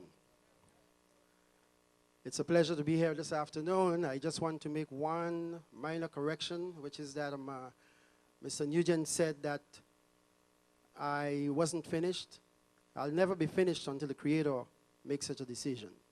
The work continues from cradle to the grave. I, of course, am a candidate on the senatorial ballot. My number is number 3. And I am here this afternoon to share with you in terms of what my platform is all about and to ask for your support. As mentioned previously, I have served before. I think I have a record which speaks for itself, but for those of you who would like to find out a little about my record, because the legislature site is not always that accurate, but you can visit my website. It is www.johnbaptisteforsenate.com, and of course you'd get some information. I also have with me some brochures, flyer, and a business card that I'm handing out to folks. Again, the brochure doesn't say everything. If you want the full story, you've got to go to the website. Now, I take an approach which is clinical, if I may. I am suggesting that if we know the cause of the problem, we find a solution and we take action, we'll get results. In addition to that, I will state without any apology that I bring to the table visionary leadership. Visionary leadership, which is achievable in terms of revenue enhancement. I do have some plans for short-term revenue enhancement for the government. Visionary leadership in terms of dealing with the GERS. The GERS is a major problem that we're faced with in the territory. In my estimation, it is the second largest employer after the government, paying out annuities every 2 weeks to some 7,000 plus individuals. So if it collapses, if it goes south, it's like an employer who has 7,000 plus employees closing shop. And that's going to hit everybody. I have a plan to deal with that. I'm not going to go into the details right now. I hope during the question and answer segment, I can address that. I also have a vision to address the social problems in this community in terms of where we have failed to give adequate resources and support to youth. You may have seen my posters. On one of my posters, I speak about entrepreneurship and Millionaire Maker program. That's another thing I can explain in detail to you, what's involved here. But in a nutshell, it involves changing the mindset, getting people to work with young people so that they can establish business systems that generate wealth, generate millions of dollars, that they have the mindset of a millionaire. They know how to build multiple income streams and go beyond just holding a job. Because as a friend of mine once said to me, when you have a job, you're just over broke. But when you have generation wealth being established, you have multiple streams of income coming to you, then of course you're living the life of prosperity. And so that's the vision I'm presenting to folks. It goes a little beyond that in terms of using some technologies, what experts call binaural beats and synchronic tones, to change the way how the mind thinks, to get them into a new pathway of thinking so as to get things done. And I don't want to, since I have the literature, the written stuff I'm going to give to you, and I really believe in interfacing with people, I would like to give you an opportunity to question me about what I have done in the past and question me in detail in terms of what I plan to do to address any problem. I'm not an expert. I don't have a monopoly on every area, but I think there are some areas where I can adequately do well. And before I even go on to the question and answer, I'd like to say to you, I'm disappointed in the current level of leadership. Around, well, January of last year, we were told that we were on the brink of financial collapse. Earlier this year, we got a windfall from an agreement, Lime Tree Bay. We knew at the time that there was a projected $100 million deficit. In less than a month, the $230 million we received from Lime Tree Bay had disappeared. Comes now with a budget crunch. We are hearing about putting us in further debt to float bonds to the tune of some $400 million plus, and a lot of it is going towards working capital. Working capital is purely dead investment. There is a lot we can do in terms of, streamlining the expenses of government, pulling up the reins in terms of how we spend money in this place, and maximizing the use of the dollars that come to us. I think we have a serious management problem when it comes to money in this place. And so, folks, I'd like to open up the floor to questions from you. I hope you have many questions to ask me, and I'm ready to answer your questions. Thank you. Again, the number is number 3 on the ballot, and the name is Norman John Baptiste.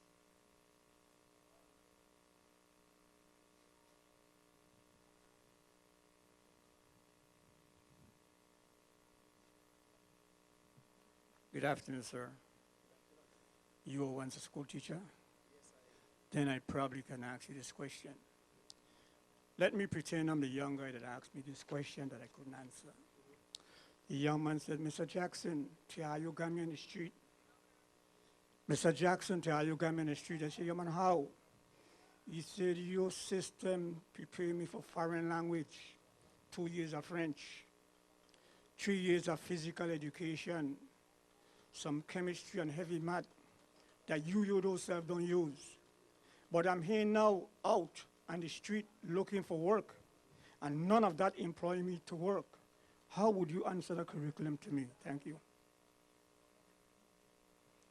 Our system is a failed system. There are successful systems. Pardon me if I have to draw reference upon the island of Cuba. In Cuba, they identify the individual differences of learners, and they present a set of curriculum or instruction that meets the needs of those persons. In other words, we have people who are not given to what we call academia. They may be better suited for a vocational occupation. What the Cuban system does is that it streamlines them so that you channel them in the area where they best have the potential to do well. We have not done this. And that doesn't mean that I'm promoting the form of government over there. I'm simply saying that they take an approach to education that has been successful. We can do the same thing here without stepping outside of the realm of what is the typical American way of living or governance, if I may. In addition to that, I moved a bill when I served which calls for an annual assessment of schools. That has to do with the physical facilities, the administration, the guidance division, which is counseling services at the schools. It has never been fully implemented, and I never succeeded in getting it done how I wanted it to be done, because we have some old boys and girls clubs that operate here in the territory. Sometimes when you want to do something that will benefit folks, you got people making telephone calls to senators trying to whittle down what you're trying to do or just simply stymie your efforts.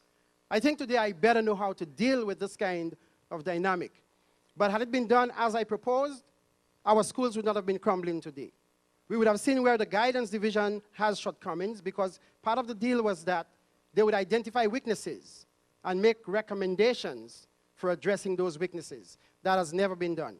I think what I can do, if elected, is to go back in there, tweak that law, and make sure that we get things done. But the kids are out there committing crimes. They're getting into trouble because we did not provide for them the safety nets. We did not give them a sound sense of direction, a proper education, in short. That's why this is happening. Thank you. Any more questions?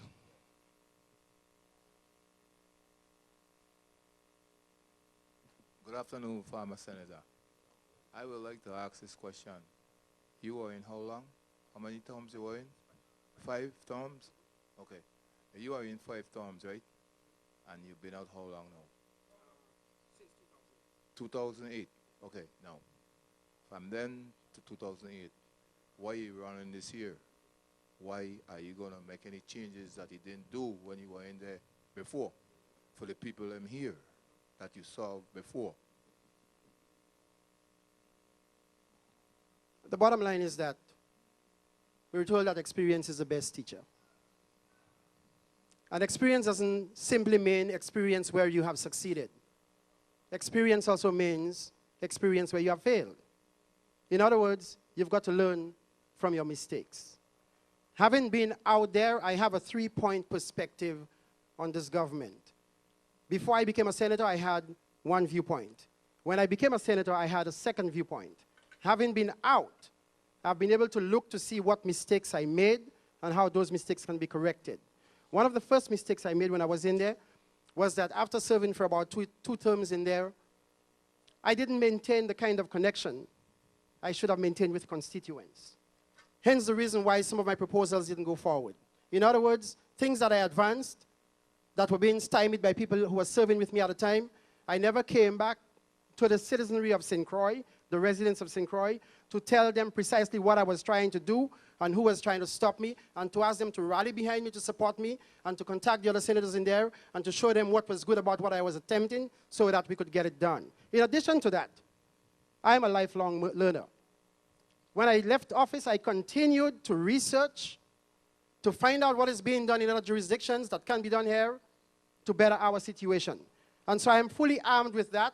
In addition to that, it's not a matter of waiting until I get elected to begin to work. Even now, I've already begun drafting legislation so that once elected, I will have legislation already drafted so that on the very first day after swearing in, I submit that. Many people go in there depending on legal counsel to draft for them. You better help yourself if you're going to be an effective senator. So that having learned from my mistakes, I'm now going forward to build upon not just my successes, but also the failures that I experienced. And I want to just go back to the question by Rookie. One of the things that I'm already working on, like I said, young people, we have failed them in so many ways. I'm drafting legislation to have resource centers for our young people on this island. Resource centers where they can acquire life skills. Resource centers where they can have persons come there to counsel them, to provide a safety net for them. Many youngsters are suffering at home, whether it's from parental neglect, abuse in the home, etc. They need to find a place where they can feel comfortable, where they can feel relaxed and safe, to speak to counselors, so as to share their problems and concerns with those counselors and to be provided with remedies for these problems and challenges they're faced with. So that's one of the first things I plan to do for young people, and I've already begun drafting the legislation to get it done. Thank you. You already answered one of my questions, which was what your plan is in reference to the younger generation. The other two I have is, what is your view on reapportionment, and what is your view on taking care of our senior citizens as far as centers being open like we used to do for them? Let me answer the case of the senior citizens first of all. And I want to submit to you that I made mistakes. I've made mistakes. Thank God that He's a forgiving God. and thank God that his people learned from him and they're forgiven. There is a bill that we passed. I voted for it. That was the Diageo agreement. As bad as it is, there is a provision in there that provides for Facilities Trust Fund. Every year, $3 to $6 million should be going into that fund. These are monies that we can tap into to provide the necessary. Yes, ladies and gentlemen, of course, we have a little bit of inclement weather. A big word somebody tell me to use. Right down here in Freedom City. It's contract day. And this is the day when we invited all those aspirant candidates who are going to run in the general election coming up November 8th. We had, of course, one of the candidates speaking, and that was former Senator John Baptiste. Senator Baptiste, you could come and finish your statement. All right, to continue, before I receive the blessings from heaven, which is what this really is all about. The other part of the question had to do with reapportionment. Before I even go to reapportionment, let me just say something to you all out there. For 7 years, I've run a radio talk show, and people have interacted with me via radio as well as on the streets. And I'm convinced that if you have been blessed, you should pass blessings on to others. In other words, to whom much is given, much is required. If I am a retired captain on an aircraft, and the pilot suffers a heart attack, I have a responsibility to get up and take the controls for the safety of the people. And so that's my view in terms of coming back to run again. With reapportionment, let me tell you about reapportionment. When I served in the 27th, I had a bill drafted to subdivide St. Croix into 5 sub-districts, the same in St. Thomas, north, south, east, west, and central, and 1 seat coming out of St. John. It didn't get traction, but that's water under the bridge. Right now, with the proposal that I have heard about, giving 4 district senators in the St. Croix district, 4 in the St. Thomas St. John district, and 6 at large, I fully support that. Some will ask me, well, is the system we have a bad system? The system is not a bad system, but it's not as effective as we would like it to be. And if we can move from good to better, why not do it? I think that, the proposal to reapportion is better than what we have at the present time. Nobody challenges the record of any incumbent senator. It's like a free-for-all with no individual accountability. But if I am representing a particular district, and this gentleman decides to challenge my record, my seat, because he wants to do better, or he perceives that he can do better than me, when he gets into a debate with me, he's actually exposing my weaknesses, what I have failed to do, and he's suggesting what he can do that would be better for the constituents. That is a more accountable method than what we have presently, so I fully support reapportionment 100%. I'd even stretch it to 1,000% if that is possible. Thank you very much. That's a strong endorsement for reapportionment. And of course, you know what I'm saying. Is Mr. Dwayne Howell here today? Dwayne. We have Mr. Dwayne Howell coming at this particular moment. So ladies and gentlemen, as I said, there is a blessing, rain, but that does not stop the carnival of politics in the Virgin Islands today. And of course, we just heard from, of course, former Senator John Baptiste. We heard from Patricia M. James, who gave a fiery speech this morning. We also heard from Mr. Robert B. Moorhead, the only Republican in the race. We also heard from, of course, Senator Nellie O'Reilly. We heard from Miss Susanna Carlwood-Smith, who is running for the Board of Education. Of course, we also heard from Mr. Brian A. Smith, who is the Senator at Large. And we heard, just as I said now, from Mr. Former Senator Norman John Baptiste. And now, ladies and gentlemen, I'm bringing up Mr. Dwayne Howell. Dwayne, where are you, sir? Come forward. Good afternoon, everybody. Stay right here. Oh, boy. My name is Dwayne Howell, and I am number 13 on the senatorial ballot. And my primary focus, I will tell you, is social change. Social change in, can everybody hear me? Okay, so my primary focus is social change in the area of mental health specifically. Over the entire day, you're going to hear people talk about their economic plans, crime, education, and very good plans you're hearing. But my focus is mental health. That's my focus. A whole entire restructuring of mental health, including revamping our Medicaid state plan to reduce the $81 million or $16 million that we're paying just about every year for off-island housing of persons with behavioral health issues. I really want to have discussions, to be very honest, and the rain is there, but that shouldn't stop you from coming and asking me any questions. Again, my name is Dwayne Howell, and I am number 13 on the ballot. So any questions, please. What's the position on the reapportionment? Okay, there's a question about reapportionment. And I don't have an issue with the reapportionment. My formula for reapportionment is as it goes. 6 district, 9 at large. And I will break it down for you. Yeah, no, but my number is wrong, sorry.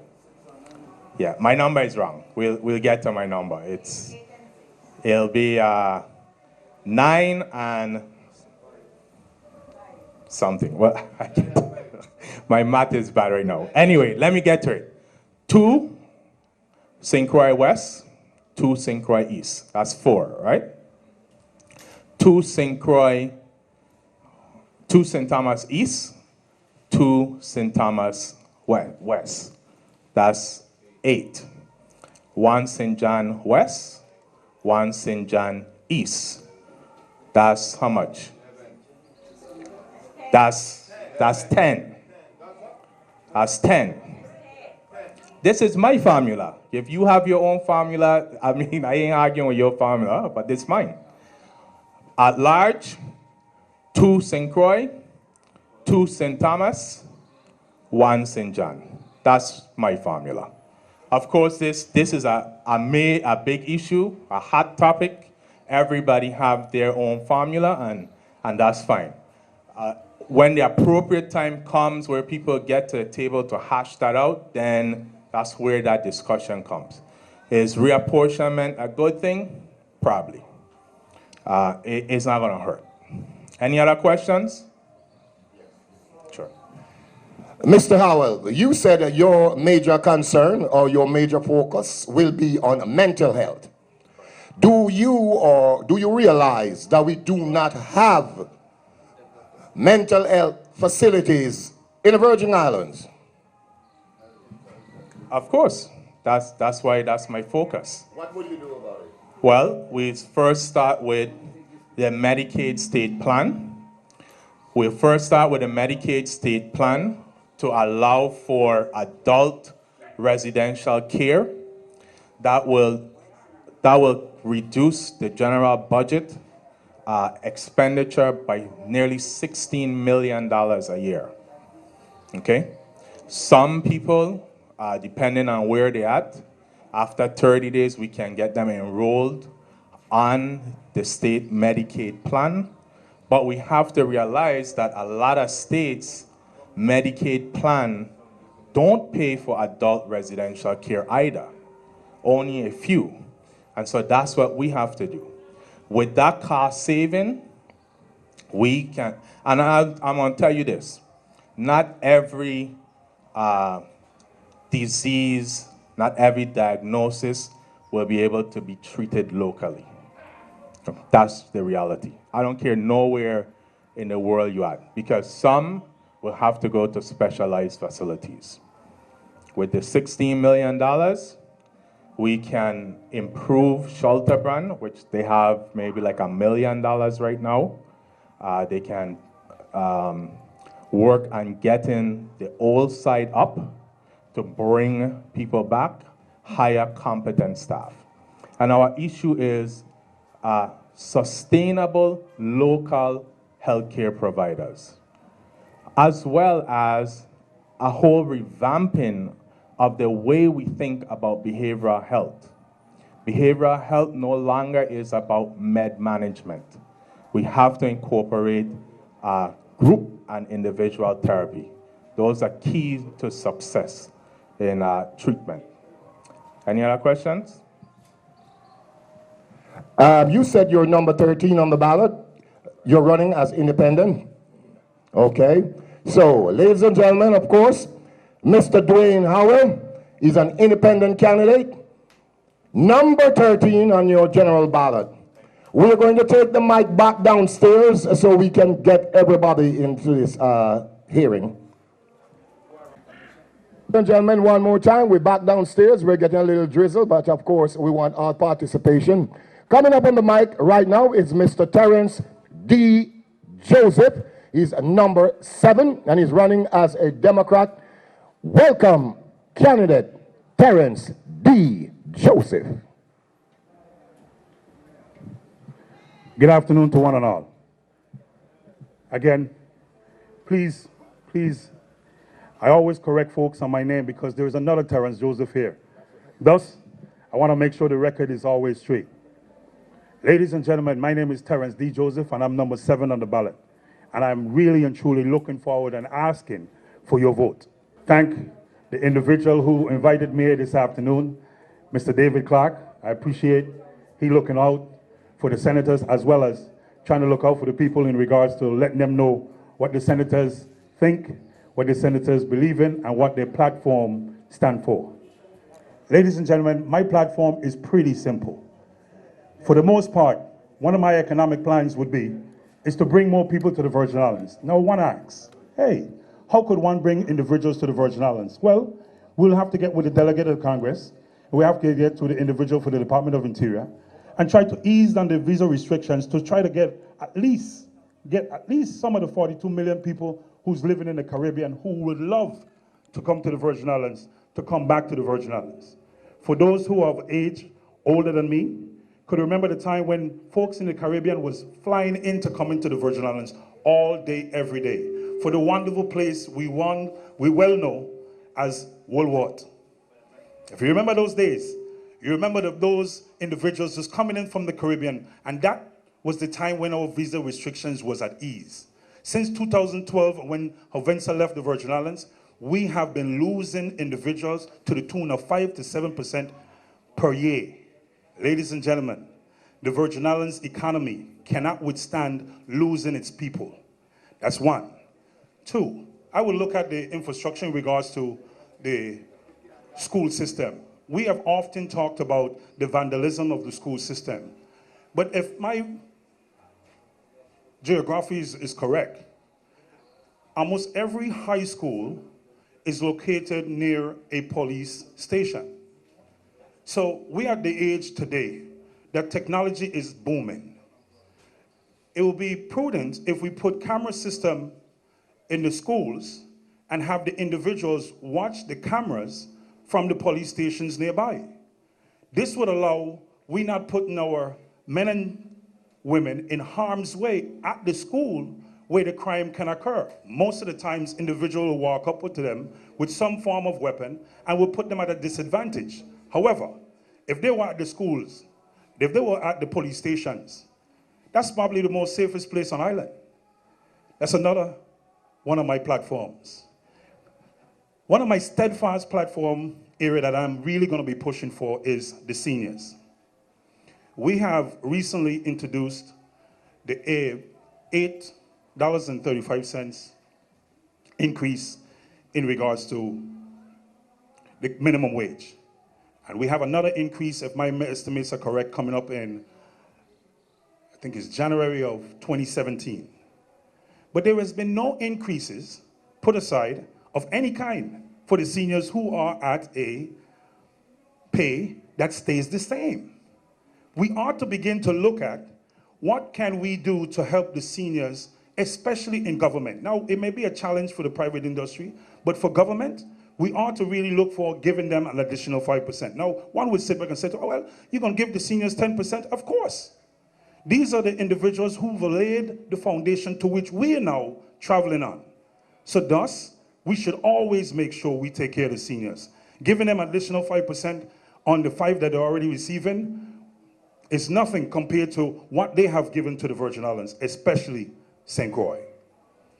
Another advocate that we should also look at is developing legislation that will allow adjudicated youths an opportunity back into the system, back into an opportunity to get a job. We cannot, at no time, look away from trying to adjudicate or put our youths back into the system and trying to get them back into the process, because we will lose them. And whatever we do, we never want to lose our youth to crime. Those are just a few of my platform. I stand here before you because I recognize we have a time limitation, and I would allow at this time for any questions that one may ask. Reapportionment, where do you stand on the reapportionment? I am constantly researching the reapportionment. I'm looking at it seriously, and it's something that we ought to take considerate look at. The reapportionment in regards to how we situate. Well, I was looking at my numbers, but my previous individual before me was looking at the numbers. If my numbers are correct and we are trying to select 7 and reappropriate 7 throughout, it will be, for me, it will be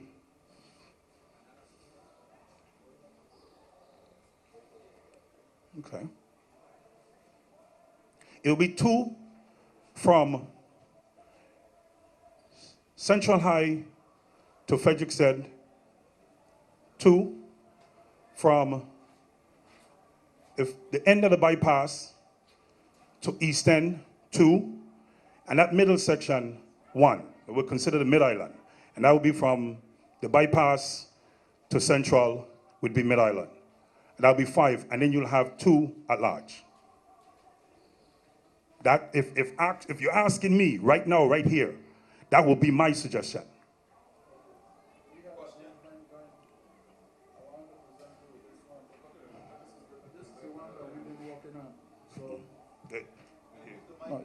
No, but I want to hear what you're saying. I want everybody to hear what you're saying. Well, this is the movement that we've been working on, the reapportionment. We stiff-necked. You might have your little different versions, but the main thing is that we do get some kind of reapportionment.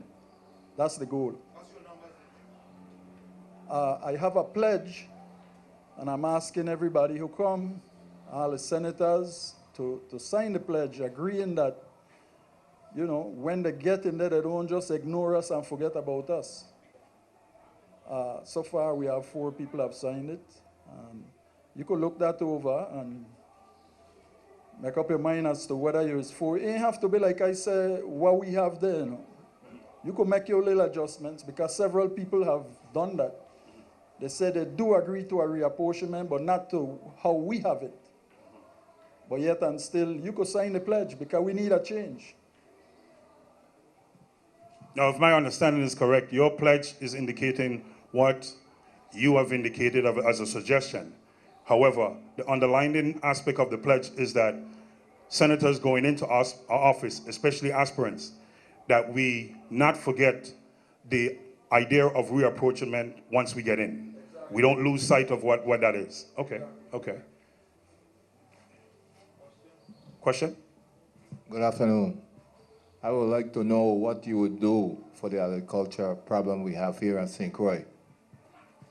Well, you know, the agricultural problem shouldn't be a real problem, because everyone here, every senator should be focusing on trying to address the agricultural problem. One of the aspects in the agricultural problem what I will look at is monies. And that's been the biggest issue, is monies and land. That has been the biggest issues. And one of the things I will do is set priorities that whatever monies or whatever funding source is available, to try to provide that funding source to make sure that all those individuals who do perform agriculture here as a living on St. Croix, that those monies go forward towards them. Mr. Joseph, your occupation is what? Well, currently I'm a consultant. Okay, and before that? I was the I was the assistant director for the Department of Justice, Paternity and Child Support. Thank you very much. Where would your occupation comes in as a senator in reference to passing legislation? Well, I wouldn't necessarily use my occupation. I would use my several degrees to which I have and my experience living here in the Virgin Islands and being born on St. Croix. I will say to you that I have a master's degree in healthcare management, I have a bachelor's degree in management, and I have an associate's degree in business administration. What has been unique for me is that I've spent over 19 years at the Department of Justice, Paternity and Child Support, working on behalf of the children of the territory. So one of my occupation would lead me to putting families first. Because at the end of the day, we ought to be more involved with making sure the families here in the territory are okay. I have promoted the idea of Father's Count. And reason for Father's Count is, you will never hear from me that there is deadbeat dads. There is no such thing. There is for whatever reason, fathers who may have lost their way. However, we should always be advocating for fathers to be involved, because we would not put a dent in the crime situation here in the Virgin Islands absent of fathers being involved. Fathers are the key. Remember, if you go biblically, fathers are the head of the house. Thus, we should be always upholding and lifting up the head of the house at all times to give direction to the household for which the children should follow. Because absent of that, you will have major chaos throughout the family. And you answer my question very, very well. That was the purpose of my question, because I know that you were working with the Department of Justice in the context of fathers paying their money to benefit their children. However, statistics will show that most of the young boys who have gotten themselves into trouble, sometimes, most of the time you ask them, who is their father? And for you to emphasize that reality, that fathers are important, that's exactly the question that I wanted to ask you. Ladies and gentlemen, Mr. Terrence D. Joseph, you are number 7. Number 7 on your general ballot. Give him a round of applause, please. People of St. Croix, people of Frederiksted, my wish, my ask of you is to please go out and vote like your life depends on it. We are in a state of transition, and thus, all of us, all our votes must be counted. Thank you for the time, thank you for the opportunity. God bless America, and God bless the United States Virgin Islands. Thank you very much. Ladies and gentlemen, of course, as I said, Mr. Terrence D. Joseph, and we have coming up right at this particular moment, a senator who, of course, is going to take his second term in the legislature.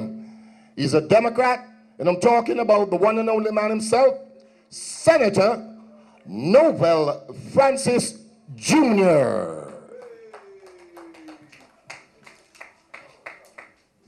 Thank you very much, Winston, and good afternoon to everyone.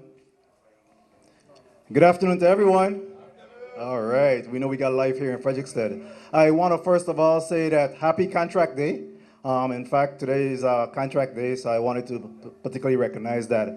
I also want to thank the organizers of today's event, certainly Mr. David Clark, my classmate, class of 1984 at Central High School. I want to thank you for this opportunity, again, to discuss some of the issues in this very important forum. So I wanted to spend some time to tell you a little bit about myself, some of the accomplishments that I made in the 31st legislature, some of my plans for the 32nd legislature, and certainly to be able to answer some of the questions that you may have. I want to say that, again, my name is Novell Francis Jr.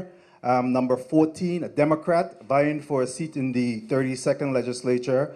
I am a former law enforcement officer. I spent 25 years in law enforcement, retired, take some time off, and then I ran for the 31st legislature in the 2014 election.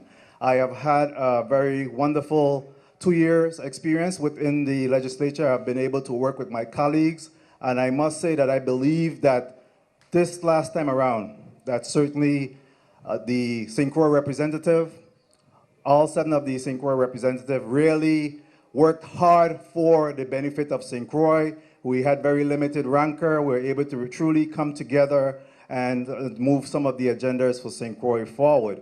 I had a number of legislation that I'd like to discuss with you, and certainly the first of them is Act 7810, which created the Forensic Crime Lab. And again, we wanted to support the Virgin Islands Police Department, and along with the creation of the Forensic Crime Lab, I was able to appropriate $500,000 for the startup program, as well as recently $650,000 from the Crime Prosecution Fund. So we have the Department of Justice that will be working favorably to move the crime lab. And the importance of the crime lab, obviously, again, is to be able to help solve some of our cases. In addition to the crime lab, we were able to, again, pass legislation, which is for the DNA lab, DNA, which allow for forensic analysis to be done through DNA for cold case. And again, this helped to solve some of the solvability of our cold cases.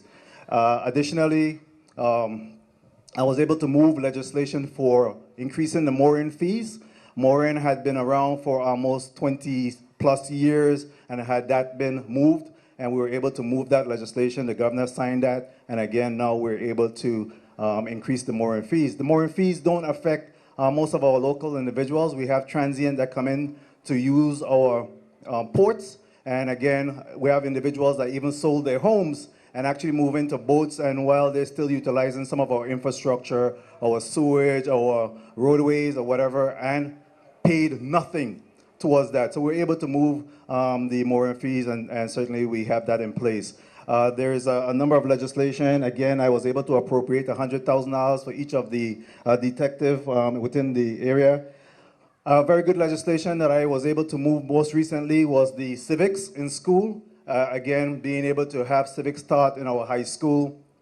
And I felt that that's important as we have this discussion about reapportionment and the responsibility of government.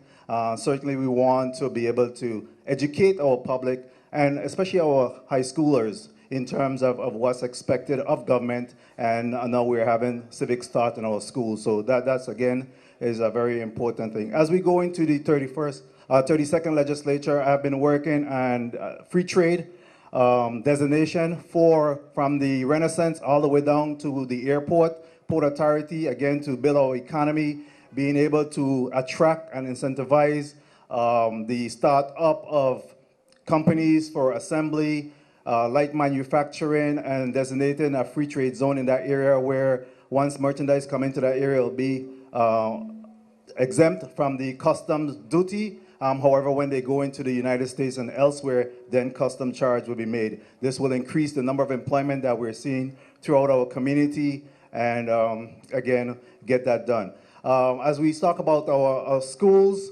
one of the things I held was a symposium on crime, and what we're seeing within our schools is that our schools continue to be a bedrock of a situation where we're seeing our schools being used for the initiation of violence that get our youngsters into the criminal justice system that they don't come out of. So I'm hoping that again, breaking the prison to school pipeline and being able to address some of the issues that we're seeing in our schools at the school level versus them getting into the criminal justice system where they never come out of it. They're sent to YRC, they're housed with hardened criminals, and these individuals take on a life of crime. So I'm hoping to break that school to prison pipeline. And we want to continue to focus on being able to move a number of projects that we have looming here in St. Croix forward. We have shovel-ready programs that's ready. We have under the Public Finance Authority $144 million in projects that have not moved forward. We continue to demand and require that the governor move on these projects, put people to work, build the infrastructure of St. Croix. And that is something that we'll continue to champion. I will continue to champion as a legislator, but we have to get things moving. Here in Frederiksted Town, from the day I was elected, we keep talking about the Paulie Joseph Stadium, getting that up and running. Nothing happened there. I'm happy to report that recently we passed permitting to allow for the Freds here on Strand Street in Frederiksted, where they have invested or about to invest $3 million in infrastructure for a boutique hotel. Again, these are very good projects, bring money. And there's a number of startup businesses, as you will hear in the very near future in terms of EDC and the EDA, that there's a number of projects that is getting ready to start in the very near future. So at this time, I want to open the floor for questions and allow you to have your part in this endeavor. Thank you very much. Thank you very much. Of course, this was Senator Nobel Francis Jr. We have a question from a young man over here. Good afternoon. My question to you, Senator, is, on your agenda, I need to know what is your plan forward for the youngsters in the community as far as some place to go, so they don't get in trouble or so they don't grow up knowing trouble. 2, our senior citizens know where to go. And number 3, what is your take on reapportionment? Thank you very much for your question, Mr. Elvis Pedro, my former law enforcement officer as well. In terms of our youngsters, we want to continue to ensure that our youngsters are more importantly educated. All right, and once we could break that school to prison pipeline, we'll see that more of our young men, for example, remain within the school environment and get an education. With education, again, they'll have that prosperity to be able to grow within the areas. We also want to continue to enhance our after-school programs throughout this community.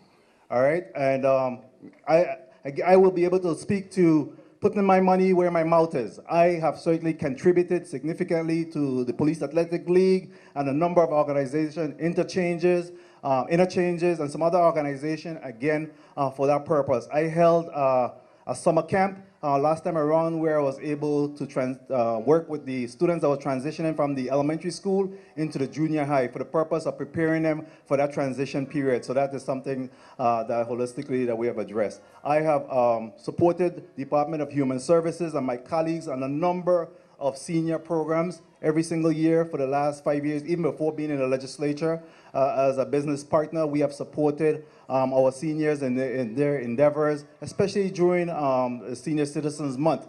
But I believe that our seniors have to be taken care of. Both our children and our seniors have to be taken care of. I was also a strong proponent with my colleagues, especially Senator O'Reilly, where we drew blood between St. Thomas, again, to ensure that Herbert Gregg Home received the necessary funding for them to be able to have the upkeep there in that endeavor. In respect to reapportionment, I am not opposed to reapportionment.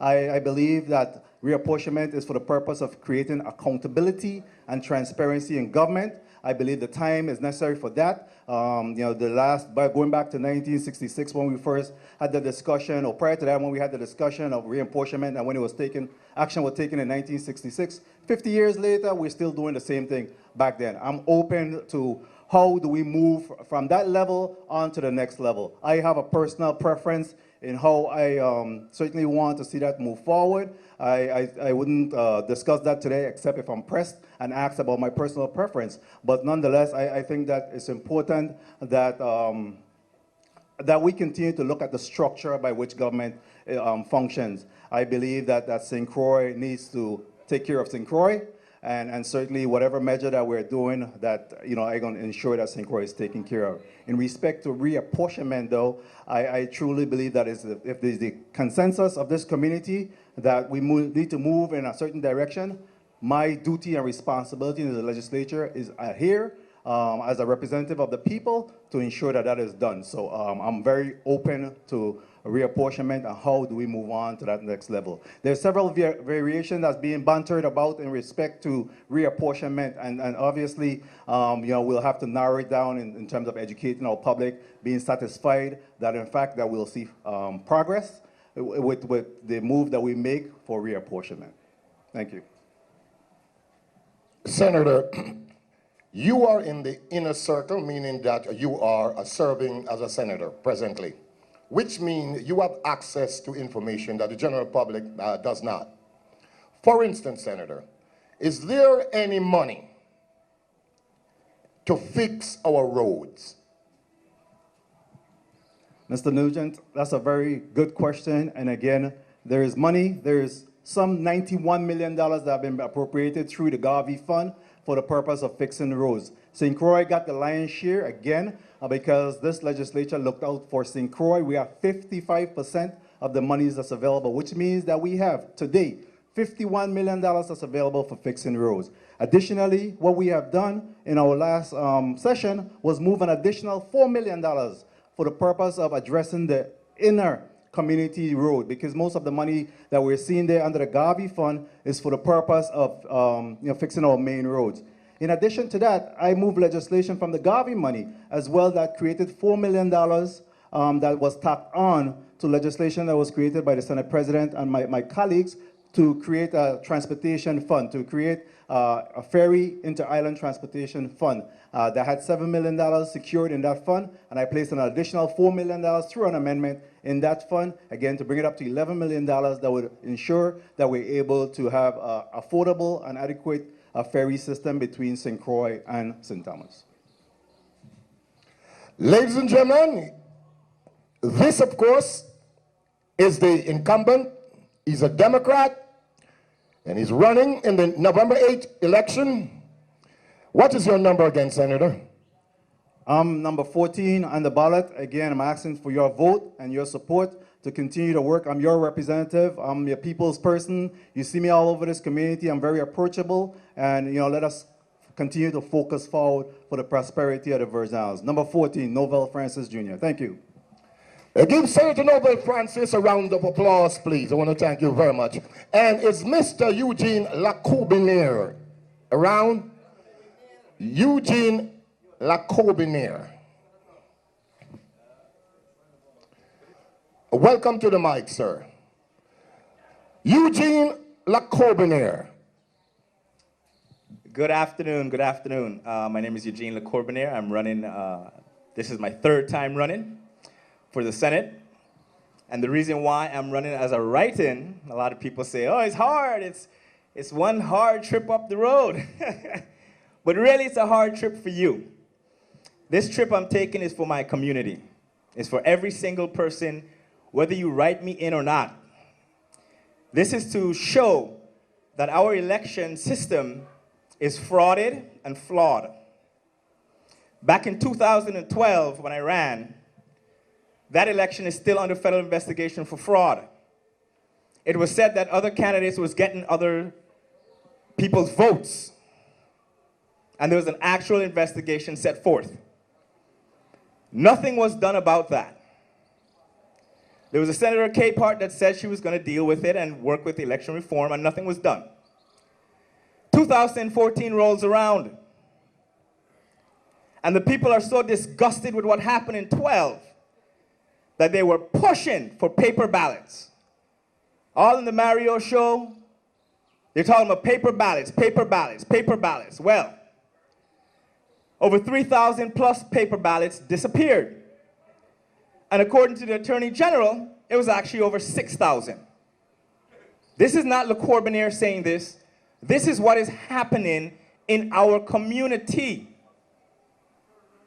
We currently have people that don't want to vote Because after those 2 elections of plain, blatant fraud, you have a community that doesn't even want to come out and have their voices heard.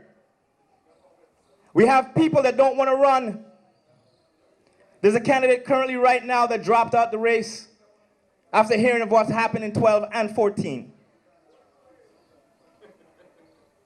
This is ridiculous. And everyone is talking about policies and what they're going to do and all kinds of stuff when we have people representing us who apparently are selected and not elected by the people. So my write-in candidacy, my hard track up the road is for you. Because when you bubble in that circle and you write EEL, we're going to have a paper trail and a computer count. And my people, if those don't match up at the end of the day, we're going to reopen an investigation and start to look at this election system a whole lot more closely. So get behind me so I can get behind you. Too long we are in a system that is broken and corrupt. I was just talking to a gentleman over there that knows, as small as the Virgin Island government is, as small as it is, it's the second most corrupt government in the nation. This is a fact. Go look it up. This is not me talking and saying it. Okay? The first one is DC. The first one is Washington, D.C. And we as a small nation right up under them. Okay? So on November 8th, bubble in that circle and write EEL. If you want to look at my platform and a lot of more things that I've been doing in this community, like I brought the Chinese here in 2012 to build a solar panel farm, a solar panel manufacturing company, and a wind turbine manufacturing company. They were chased away because of politics. My ideas were taken and the farm was still built. And we as a people are benefiting from that today. Because the gas and natural stuff that they said they were going to hook up is not hooked up yet. Because the terminal was built incorrectly. Okay, these are facts. These are not pipe dreams and hopes. The only thing that is saving us right now is that one solar farm, and we need 2 more to bring our energy down. We can do a lot better. We need to put a line item budget in place instead of this general fund. We need to make sure that our monies are spent exactly for what they came here for, the people. Our schools, our roads, our children, our retirement system. We need to reduce our Senate and restructure our government. This will save over $15 million a year that can actually be pumped into our community right away. If we don't have a line item budget, people, we don't have anything. Money is spent and taken willy-nilly. And everyone is always broke. And our community looks broke. We need help. Recycling people back and forth. Don't even know if people are sitting in the Senate or the government according to the people's voices. Must be stopped. This place needs a resurrection before it dies. So I'm asking you to come out on November 8th. Get behind Le Corbusier. Get behind an economic development plan that will work for the island of St. Croix. If we do not look at restructuring this government, if we do not look at how the folks in the government are spending our money, we are going to continue down a dead-end road. Mr. Le Corbusier, let me ask you a question, and I want to get this very straight so the voting public out there could understand. One, you are a write-in candidate. Yes. And you said that they should write in EEL. Yes. Okay. Why? Because as far as the write-in part, when you write in EEL and you put it in the computers, you're going to get a Scantron number. Then you're going to have to put the paper ballot in a box. When November 8th comes, you're going to get numbers of who won and all that stuff that night. But my counts are coming in later.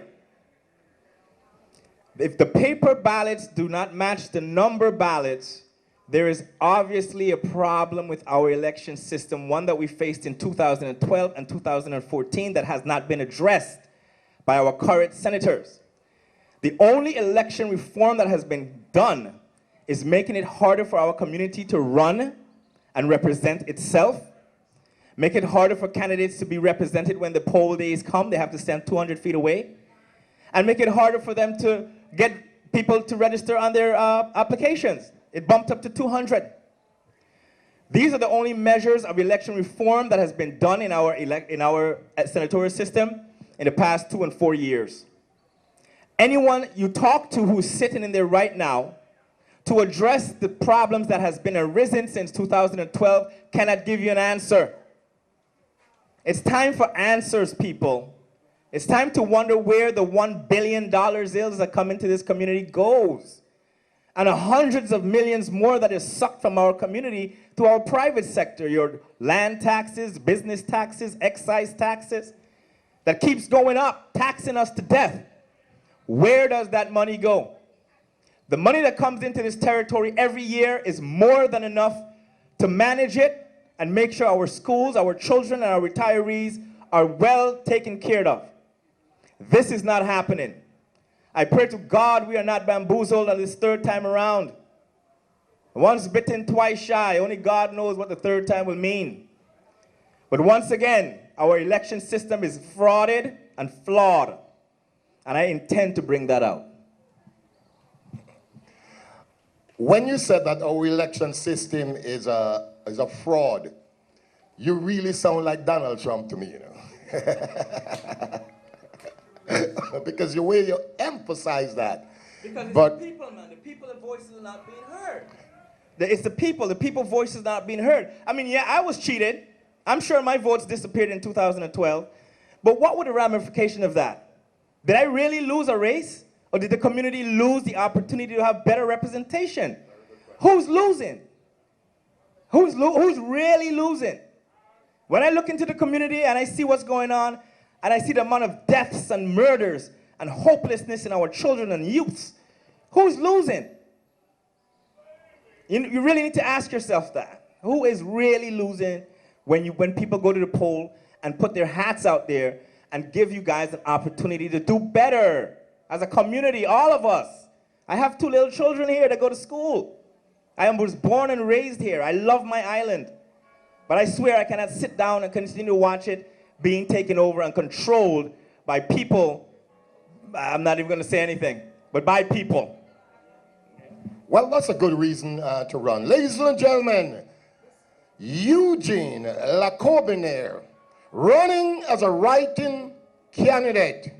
And when you go to the poll, you're supposed to write in E-E-L.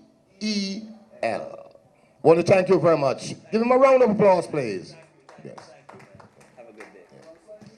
And now I have a gentleman that I'm going to bring up right here on stage. A man who have been participating within the community, the social, the history, and political situations in the Virgin Islands for a long, long time. Presenting to you, ladies and gentlemen, for his speech, I'm talking about the one and only man himself, Mr. Seeley. Thank you, thank you. Good afternoon. I'm going to try to talk as loud as I can. I basically want to tell the people, right? I am for the reapportionment. I want to give the people an example of what a big guy in hand. Diageo is a perfect example, and I always stick with this one. Diageo get 90% tax break. Diageo get 35% a day advertisement paid for. Diageo get a refinery bill for them with $165 million. You could imagine, they build a plant for them, you know. That's what our senators do. The people responded. They threw out the 2 senators that voted for it from St. Croix. 10 of them that went along with it, the majority was from St. Thomas. 5 of our senators went against it. And still, they forced it down our throat. They got a little clause in the deal, right? That says any kind of legal issues that they come across, that's the Diageo, you know, our government gonna pay for it. You could believe that? So now all the people them west of the refinery that taking all this pollution, our government gonna pay for it. They're gonna take your money out of your pocket to fight against you. This is craziness. If a St. Thomas senator gonna make laws for me, I want to be able to vote for him. I want to be able to scratch here off of my list when he make move like this. And this is why this reapportionment is so vital. They could shove anything down our throat. They're out of hand. They're out of range. They need to get pulled up. You know, you put a bridle and thing and a hat so you could control it and hold it back. If you is, tell me something. If you is my servant, right? How come you making more money than me? $85,000. Why you making more money than me and you is my servant? You could give yourself a $20,000 raise and benefits. When you go to eat, you ain't sticking to the salad and thing no more, you know. It's lobster and steak. The most expensive meal that you could eat. That's how they live in. And we ain't got no control over that. So we need to pull together and push for this reapportionment. We need to put a bridle on them, the outer hand. Recently I hear about this legislation where they take $1.5 million and they split it up so that they could give to their charity of their choice. I don't like to cuss bad word and I'm trying to hold it back. The Lord is my shepherd. But when I think about these people, my son, I telling you, it's terrible how we're being treated. We getting smaller and they getting bigger. Their job secure, ours isn't. Let me tell you, when we started with this reapportionment, I sent a copy of it to all the senators in St. Thomas. I sent to all the senators in St. Croix. No one responded, not one. I follow up and I start calling the offices. Senator Nellie O'Reilly responded, and I must give her credit for that, because anytime I call, she answer, or she get one of her people in the office to answer, and she right through with it. But a lot of the others, man, they just ignore me. I want to know what happened to my servant, because they ain't responding when I call them. Right now, the way how the system have it, you know the dog, the waggy tail? That ain't happening no more. The tail wagging the dog. And that's why our head hurting we with blows. Because they keep wagging we all over the place. And they hanging on to it and they ain't want to give up that power. But the power belongs to the people. When you say getting close to election, it's switch. We got a handle.